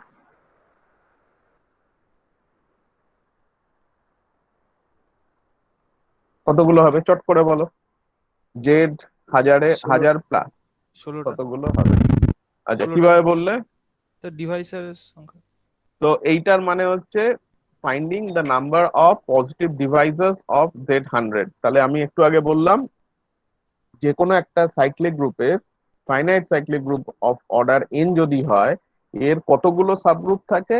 Exactly এর যতগুলো পজিটিভ ডিভাইসেস থাকে, তার মানে D divides N, এবং এটা যত রকম ডি এরকম পাবে পজিটিভ ডিভাইসেস, প্রত্যেকটা পজিটিভ ডিভাইজারের করসপন্ডিং এ একটা করে সাবগ্রুপ তুমি পাবে। তাহলে 1000-এর কতগুলো পজিটিভ ডিভাইসেস আছে? চট করে বের করে ফেলো সবাই। 1000-এর কতগুলো পজিটিভ ডিভাইসেস আছে?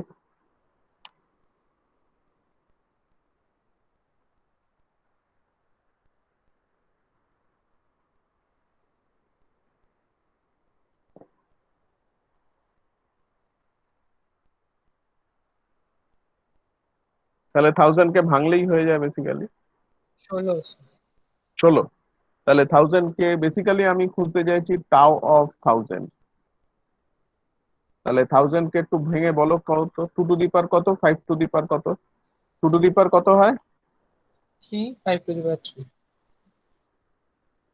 তাহলে দিস ইজ ইকুয়াল টু টাও অফ 2 টু দি পাওয়ার 3, টাও অফ 5 টু দি পাওয়ার 3। একটু আগেই করেছি আমরা।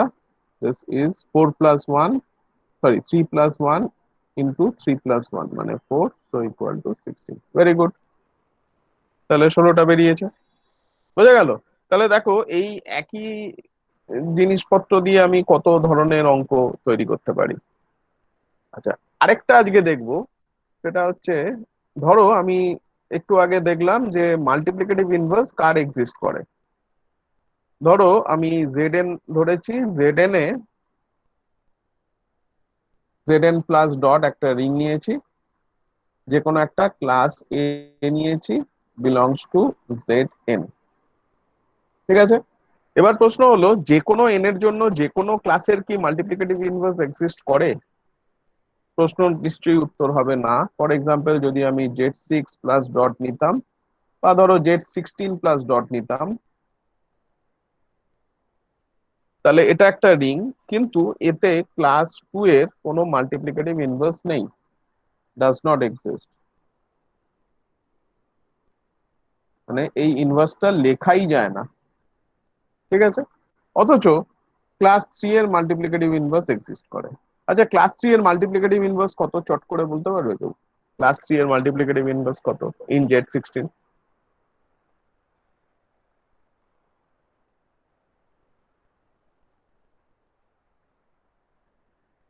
সে 11। আচ্ছা, 11 মানে 33 মানে 32, তো মাল্টিপ্লিকেটিভ ইনভার্স অফ ক্লাস 3 হচ্ছে ক্লাস 11। আচ্ছা, ক্লাস 5 এর মাল্টিপ্লিকেটিভ ইনভার্স কত?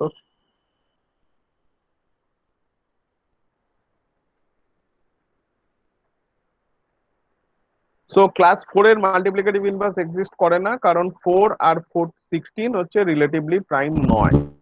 যারা রিলেটিভলি প্রাইম তাদেরই মাল্টিপ্লিকেটিভ ইনভার্স এক্সিস্ট করে। তাহলে আমাকে একটু বলো তো, ক্লাস 5 এর মাল্টিপ্লিকেটিভ ইনভার্স কত হবে? স্যার 13। হ্যাঁ, শুনতে পেলাম না। স্যার 13, 13। 13। আচ্ছা,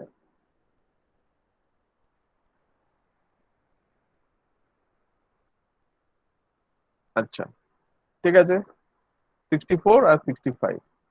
তার মানে বুঝতে পারছো তোমাদের ক্যালকুলেট করে করে দেখতে হচ্ছে। এবার তোমাদের আমি একটু সহজ একটা অঙ্ক দিই, সেটা হচ্ছে ধরা যাক ক্লাস 90 মাল্টিপ্লিকেটিভ ইনভার্স খুঁজতে চাইছো ইন Z101।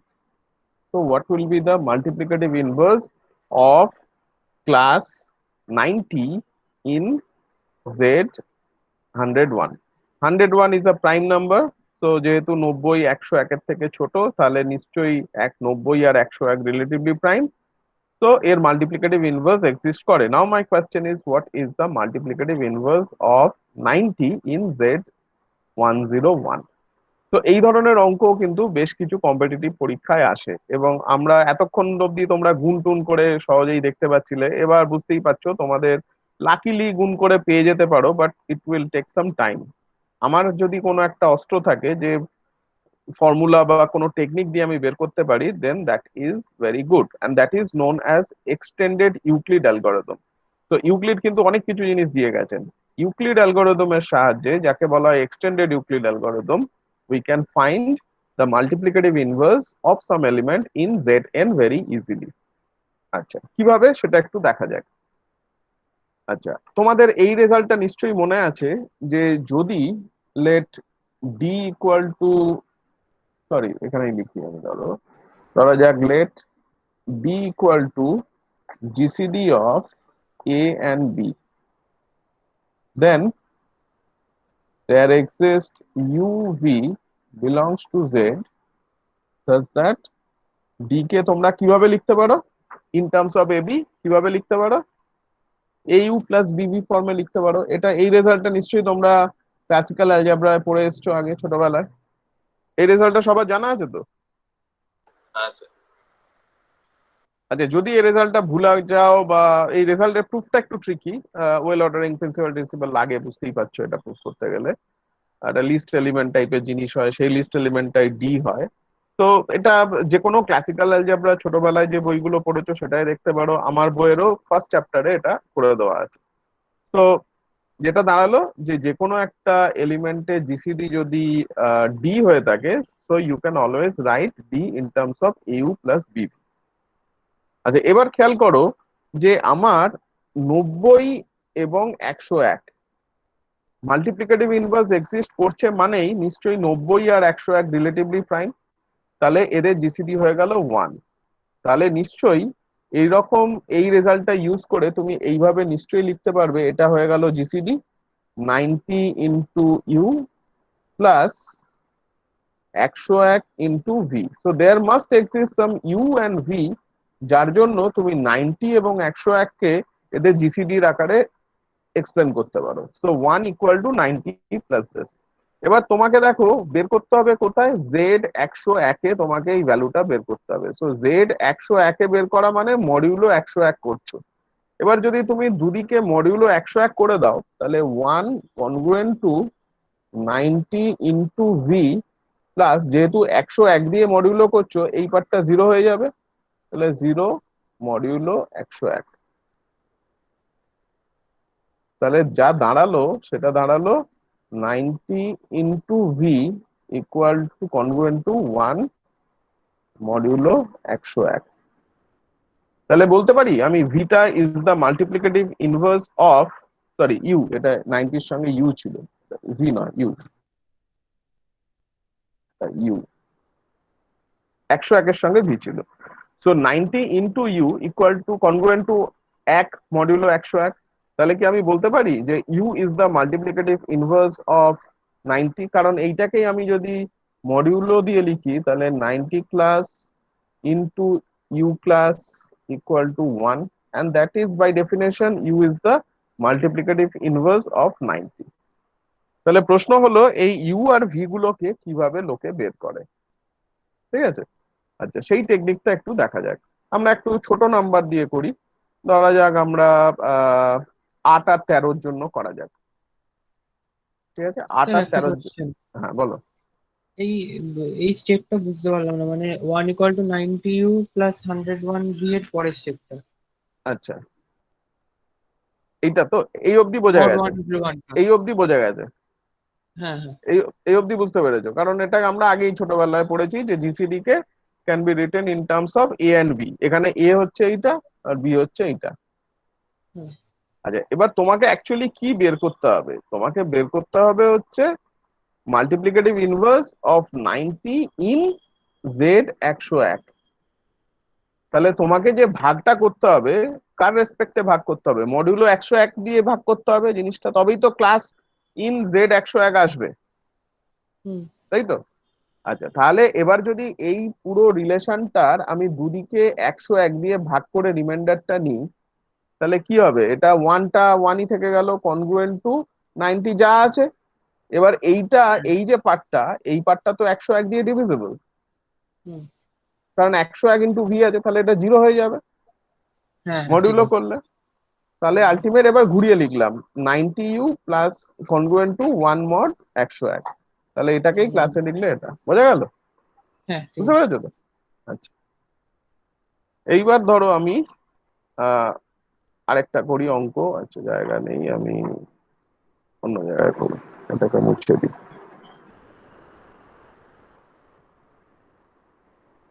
আমি ধরো এখন এটা করতে চাইছি,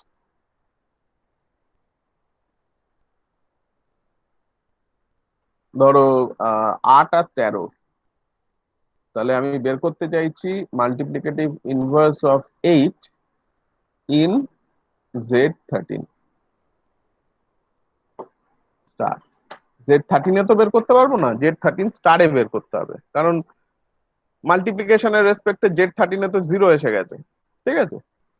তাহলে এখানেও যে আমি প্রশ্নটা দিয়েছিলাম, এটা কিন্তু অ্যাকচুয়ালি আমি যেটা বলতে চাইছি যে 101 স্টার কিন্তু এটা, কারণ 0 এলিমেন্ট আর নেই। তাহলে কিভাবে বের করব? আচ্ছা, নিয়মটা দেখো, যেভাবে ইউক্লিড অ্যালগরিদমটা করতে সেইটাই, একটু অন্যভাবে। তাহলে যেটা বড় সেটাকে আমরা ছোটটার টার্মে লিখতাম। তাহলে কি লিখতাম? 1 ইন্টু 8 প্লাস রিমাইন্ডার, রিমাইন্ডার হলো 5, ঠিক আছে?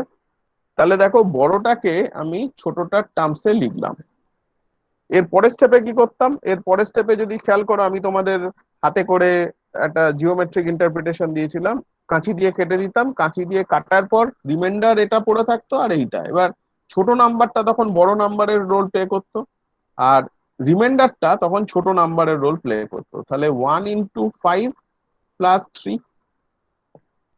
এর পরের স্টেপে কি হবে, এই রিমাইন্ডার আর এইটা এখন রোল প্লে করবে, তাহলে 5 = 1 × 3 + 2। আবার 3 = 1 × 2 + 1। এই স্টেপটা ততক্ষণ পর্যন্ত করব যতক্ষণ না 1 আসে, কারণ আমি জানি এদের জিসিডি 1 আসছে, কারণ দে আর রিলেটিভলি প্রাইম, সেই জন্যই তো ইনভার্সটা বের করার চেষ্টা করছি। ঠিক আছে, যেই 1 এলো এবার আমি একটাকে উল্টো দিক থেকে লেখার চেষ্টা করব। তাহলে 1 = কি হচ্ছে, এইটা যদি এদিকে আনি 3 - 1 × 2, এইখান থেকে এই স্টেপটা থেকে আমি ব্যাক ট্র্যাক করছি, 1 কে উল্টো দিক থেকে লেখার চেষ্টা করছি। ঠিক আছে, এবার 3 - 1 × দেখো 2 এর জায়গায় আমি ভ্যালু বসিয়ে দেবো এটা, তাহলে 2 এর জায়গায় বসিয়ে দিতে পারি 5 - 1 × 3। তাহলে এটাকে যদি সিম্পলিফাই করি তাহলে -1 × 5, দেখো এটা 1 × 3 + 2 × 3। প্রত্যেকটা স্টেপে কিন্তু তুমি চেক করে নিতে পারো, এটা অনেক সময় ভুল হতে পারে। দেখো এটা -5 আসছে, এটা 6 আসছে, তাহলে বিয়োগ যোগ করলে আলটিমেট 1 আসছে। ঠিক আছে, এরপরে কি করব, এই তিনটার জায়গায় আমি এই তিনটার ভ্যালু বসিয়ে দেবো, তাহলে -1 × 5 + 2 × 3 এর জায়গায় বসিয়ে দেবো 8 - 1 × 5। এইটা যদি করো তাহলে কি দাঁড়াবে তোমার মাইনাস, এখানে -1 আচ্ছা তাহলে আগে লিখে নাও 2 × 8, এইটা হলো মাইনাস, তাহলে একটা 2 -3 × 5। দেখো এখনো দেখো এটা এলো 16, এটা এলো 15, তাহলে বিয়োগ করলে 1। আচ্ছা এটা একটু মুছে দিই।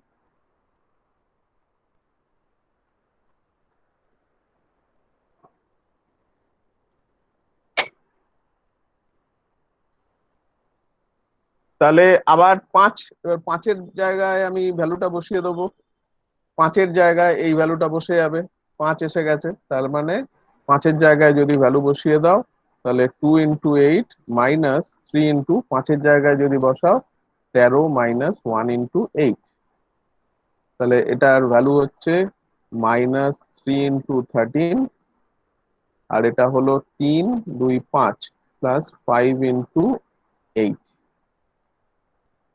দেখো তাহলে এটা হলো 39, এটা হলো 40, তাহলে 1। তাহলে কি দাঁড়ালো, তুমি ফাইনালি যেটা লিখতে পারলে সেটা হচ্ছে 1 কে তুমি ইন টার্মস অফ 13 আর 8 এ লিখে ফেলতে পারলে, 13 আর 8 কে তুমি 1 কে লিখতে পারলে। এবার আমার বের করার উদ্দেশ্য ছিল কি, multiplicative inverse of 8 inverse in Z13 star. খেয়াল করো, তাহলে এবার যদি দুদিকে আমি 13 দিয়ে ডিভাইড করে দিই তাহলে ক্লাস 1 = 5 × 8 মডিউলো 13 চলে এলো। তাহলে মাল্টিপ্লিকেটিভ ইনভার্স অফ 8, বোঝা গেল? কারো বুঝতে অসুবিধা হলে বলো। তাহলে মাল্টিপ্লিকেটিভ ইনভার্স অফ 8 ইজ 5। খালি ব্যাক ট্র্যাক করলাম, যেহেতু এটা রিলেটিভলি প্রাইম তাহলে আমি সবসময়, এটা যদি ডি হতো তাহলে আলটিমেটলি এখানে ডি চলে আসতো, তাহলে পরের স্টেপে এটা 0 হয়ে যেত।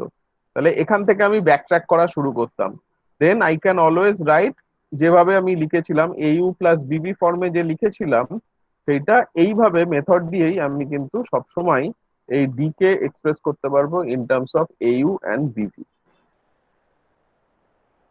আচ্ছা এই মেথডটা কি সবাই বুঝতে পারলে?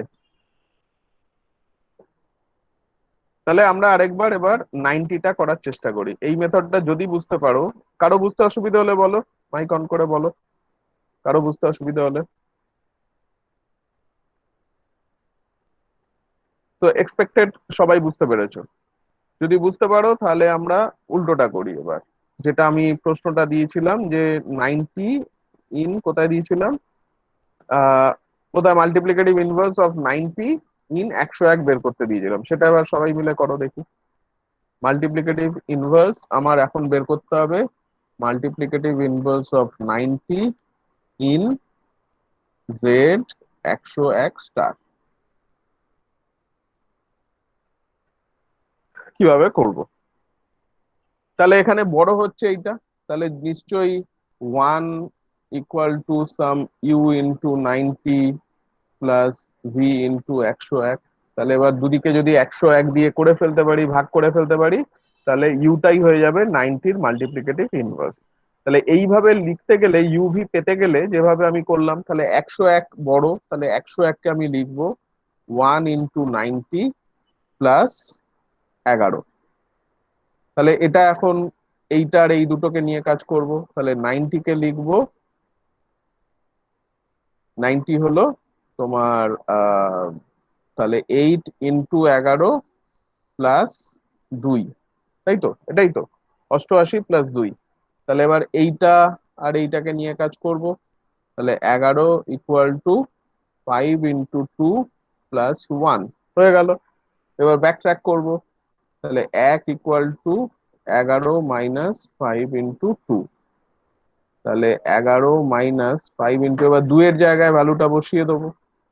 2 মানে হচ্ছে 90 minus 8 into 11।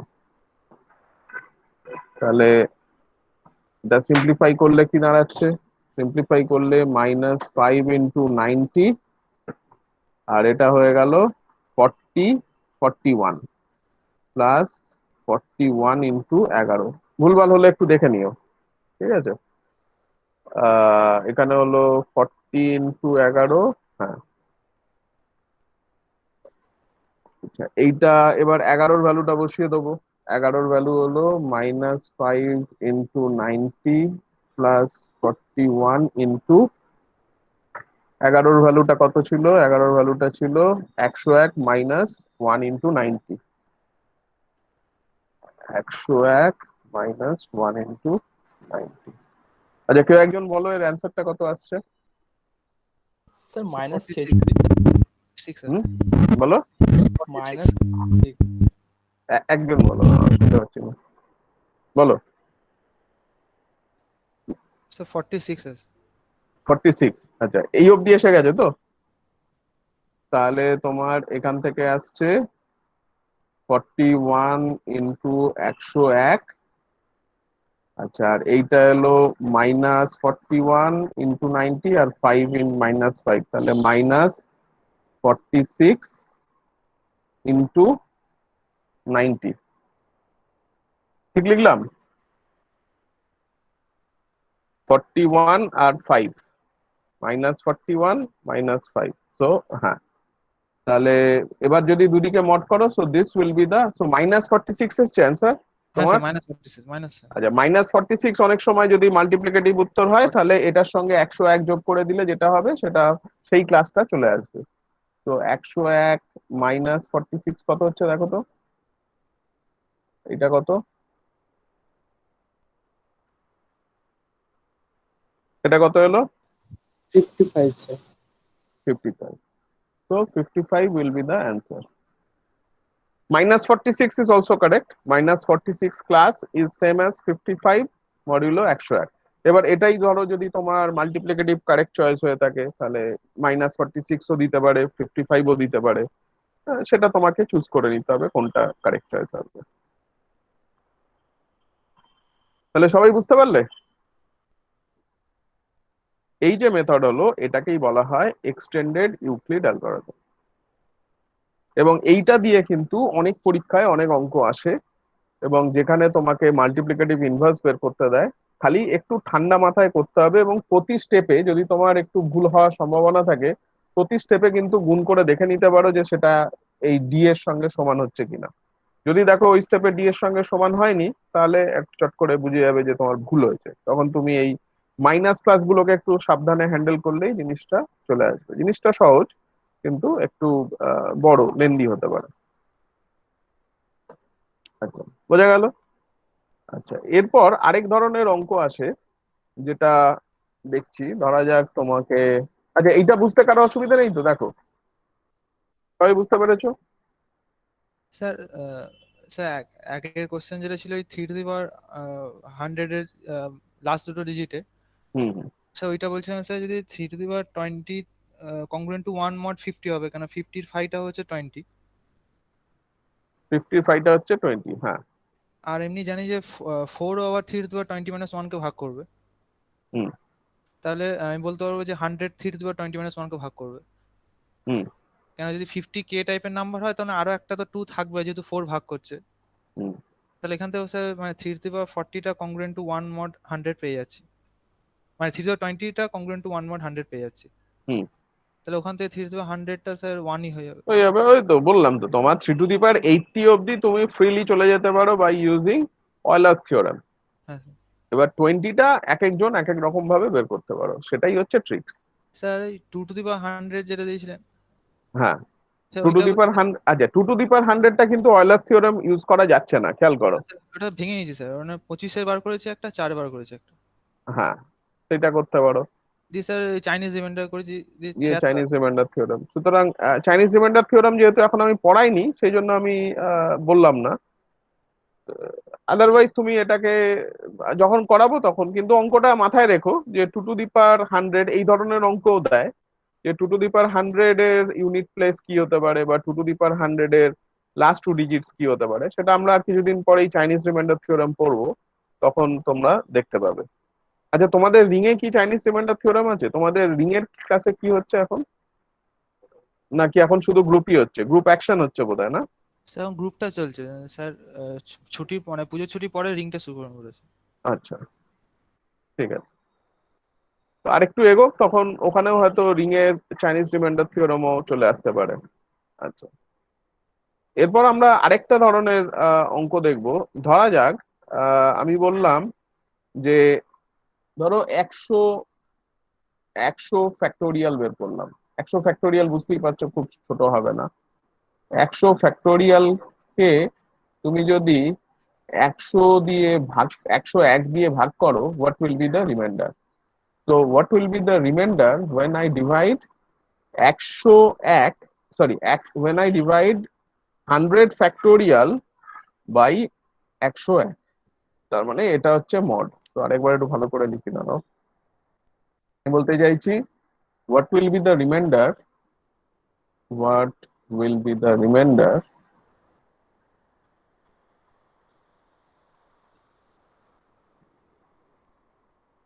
when we divide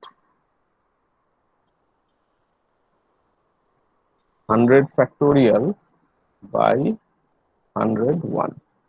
কত হবে, কেউ একজন বলো। 100। 100, দেখো খুব সহজেই বলে দিল, এটা হয়ে গেল 100। তো যে রেজাল্টটা আমাদের এই জিনিসটা প্রুফ করতে কাজে লাগে, সেটাকে বলা হয় কি রেজাল্ট জানো? এটা থিওরামটার নাম? Wilson's theorem. হ্যাঁ, এটাকে বলা হয় উইলসনস থিওরাম। তো আমরা উইলসনস থিওরামটা দেখি। থিওরামের স্টেটমেন্টটা বলছে, লেট উইলসনস থিওরাম,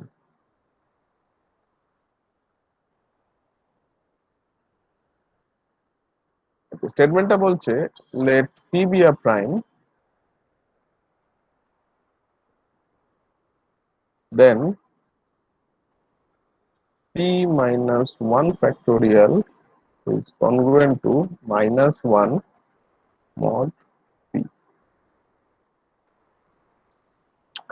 আচ্ছা, এই রেজাল্টটা আমরা রিং থিওরি বা গ্রুপ থিওরি যে সিম্পল রেজাল্ট, বা ফিল্ড থিওরি যে simple result from the definition, এটাকে ফলো করাবো।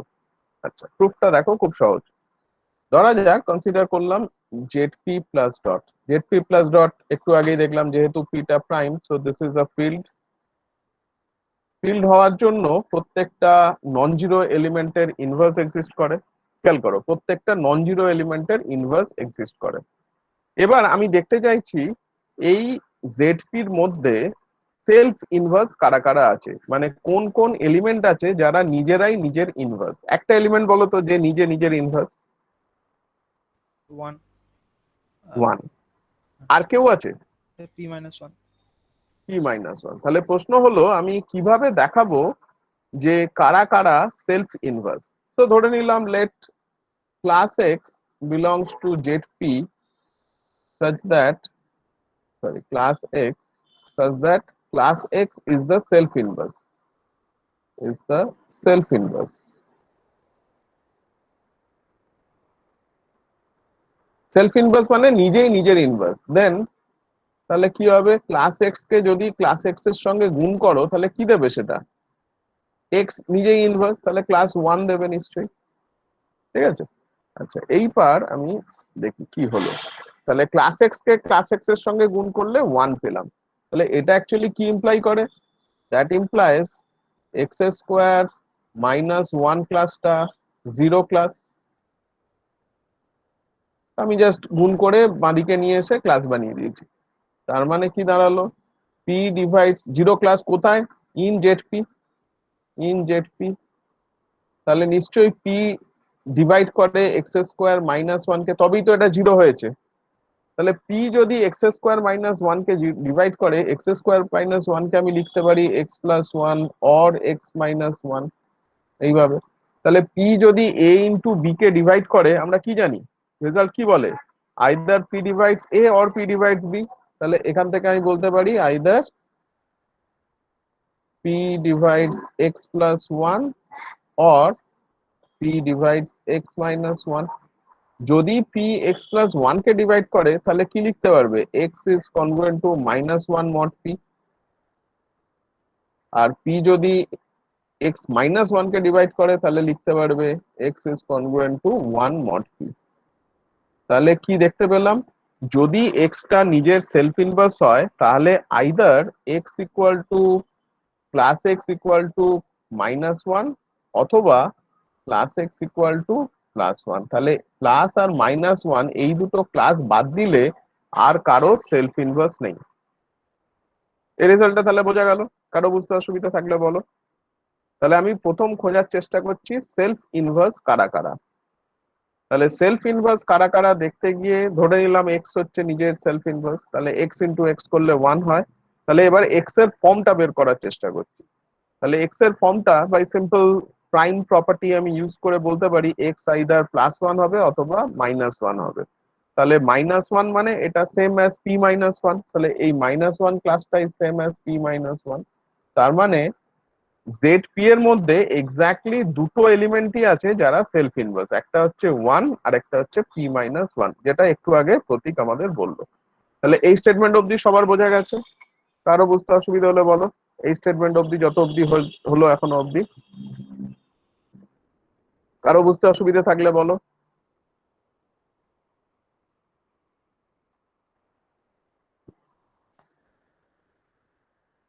অসুবিধা নেই তো এত অবধি? আচ্ছা, গুড। আচ্ছা, তাহলে এবার দেখা যাক, আর একটু এগোনো যাক। তাহলে আমি কনসিডার করলাম জেড পিটা, এটা একটা ফিল্ড একটু আগে দেখেছি। তাহলে জেড পির মধ্যে আমি দেখলাম ওয়ান আর মাইনাস ওয়ান মানে p minus one, they are only elements which are self inverse. তাহলে বাকি যারা যারা পড়ে রইলো সেই প্রত্যেকটা এলিমেন্টের ইনভার্স এক্সিস্ট করে নন জিরো এলিমেন্টের। তাহলে প্রত্যেকটা নন জিরো এলিমেন্ট যারা ওয়ান আর পি মাইনাস ওয়ান নয়, তার জন্য যদি একটা এ নাও তার জন্য নিশ্চয়ই একটা বি থাকবে যাদের গুণ করলে ওয়ান হবে, কারণ প্রত্যেকটা নন জিরো এলিমেন্টে তো ইনভার্স থাকতেই হবে। তাহলে আমি প্রত্যেকটা নন জিরো এলিমেন্টকে গুণ করতে থাকলাম, ধরো class one, class two, class three, class four, করতে করতে করতে করতে ধরো class p minus three, class p minus two, class p minus one, এত অব্দি গুণ করলাম। খেয়াল করো এর কোনো মাল্টিপ্লিকেটিভ ইনভার্স এ নিজেই, আর এরও নিজেই মাল্টিপ্লিকেটিভ ইনভার্স। ঠিক আছে, টোটাল কতগুলো এলিমেন্ট আছে, পি মাইনাস ওয়ান খানা।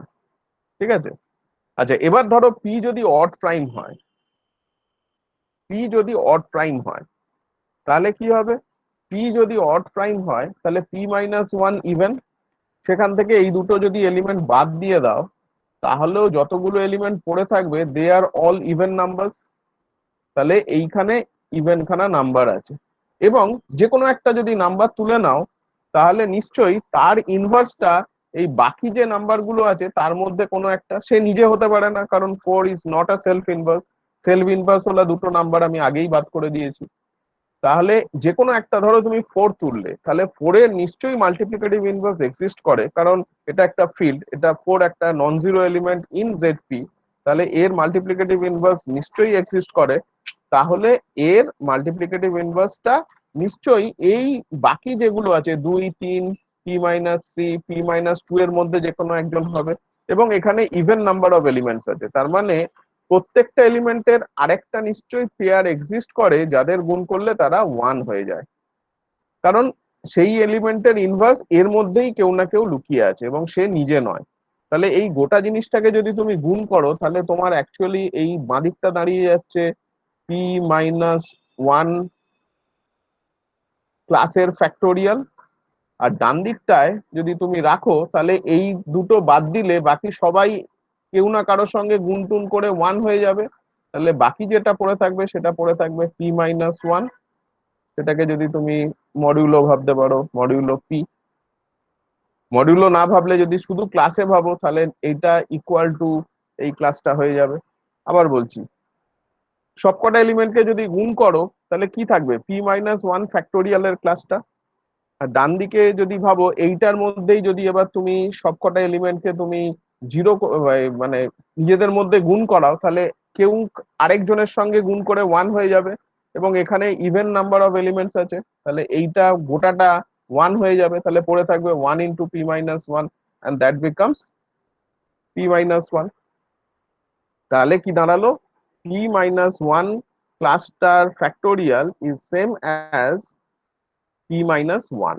তাহলে এটাকেই যদি তুমি মড দিয়ে লেখো, তাহলে তোমার কি দাঁড়াবে, p-1 ফ্যাক্টোরিয়ালের যে ক্লাসটা সেইটা ইকুয়াল টু p-1 ক্লাস কোথায়, ইন জেডপি। তাহলে তুমি লিখতে পারো p-1 factorial is congruent to p-1 modulo p, আর p-1 modulo p is same as -1 modulo p। তাহলে এটাই হয়ে গেল উইলসনস থিওরেমের প্রুফটা।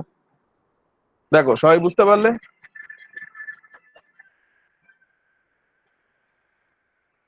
বোঝা গেল? হ্যাঁ স্যার। আচ্ছা, এটা যদি বুঝতে থাকো, বুঝে পাও, তাহলে পরের দিনের জন্য তোমরা যেটা করবে সেটা হচ্ছে 99 ফ্যাক্টোরিয়াল কে যদি তুমি 101 দিয়ে ভাগ করো, রিমাইন্ডার কত হবে? 101 দিয়ে ভাগ করছো 99 ফ্যাক্টোরিয়াল কে, what would be the remainder? বোঝা গেল? তাহলে আজকে প্রচুর কম্পিটিটিভ এক্সাম রিলেটেড অঙ্ক করলাম আমরা, এবং সেই অঙ্কগুলোর পর আমরা আজকে এই অবধি থাক, এমনি আজ অনেকটাই হয়ে গেছে। তো যেগুলো করলাম সেগুলো আজকের ক্লাসে কিন্তু বিভিন্ন কম্পিটিটিভ পরীক্ষায় এই ধরনের অঙ্কগুলো এসেই থাকে। সো এইগুলো ভালো করে করতে গেলে তোমাকে কম্পিটিটিভ পরীক্ষার প্রিপারেশনের জন্য আজকের ক্লাসটা কিন্তু খুব ইম্পর্টেন্ট ছিল। এবং যেটা লাস্টে দিলাম যে 99 ফ্যাক্টোরিয়ালকে যদি তুমি ভাগ করো, বা 98 ফ্যাক্টোরিয়ালকে যদি তুমি 101 দিয়ে ভাগ করো, তাহলে সেটাও একবার এসেছিল পরীক্ষায়। 98 ফ্যাক্টোরিয়ালকে 101 দিয়ে ভাগ করলে রিমাইন্ডার কত হবে? তো সেটা করো।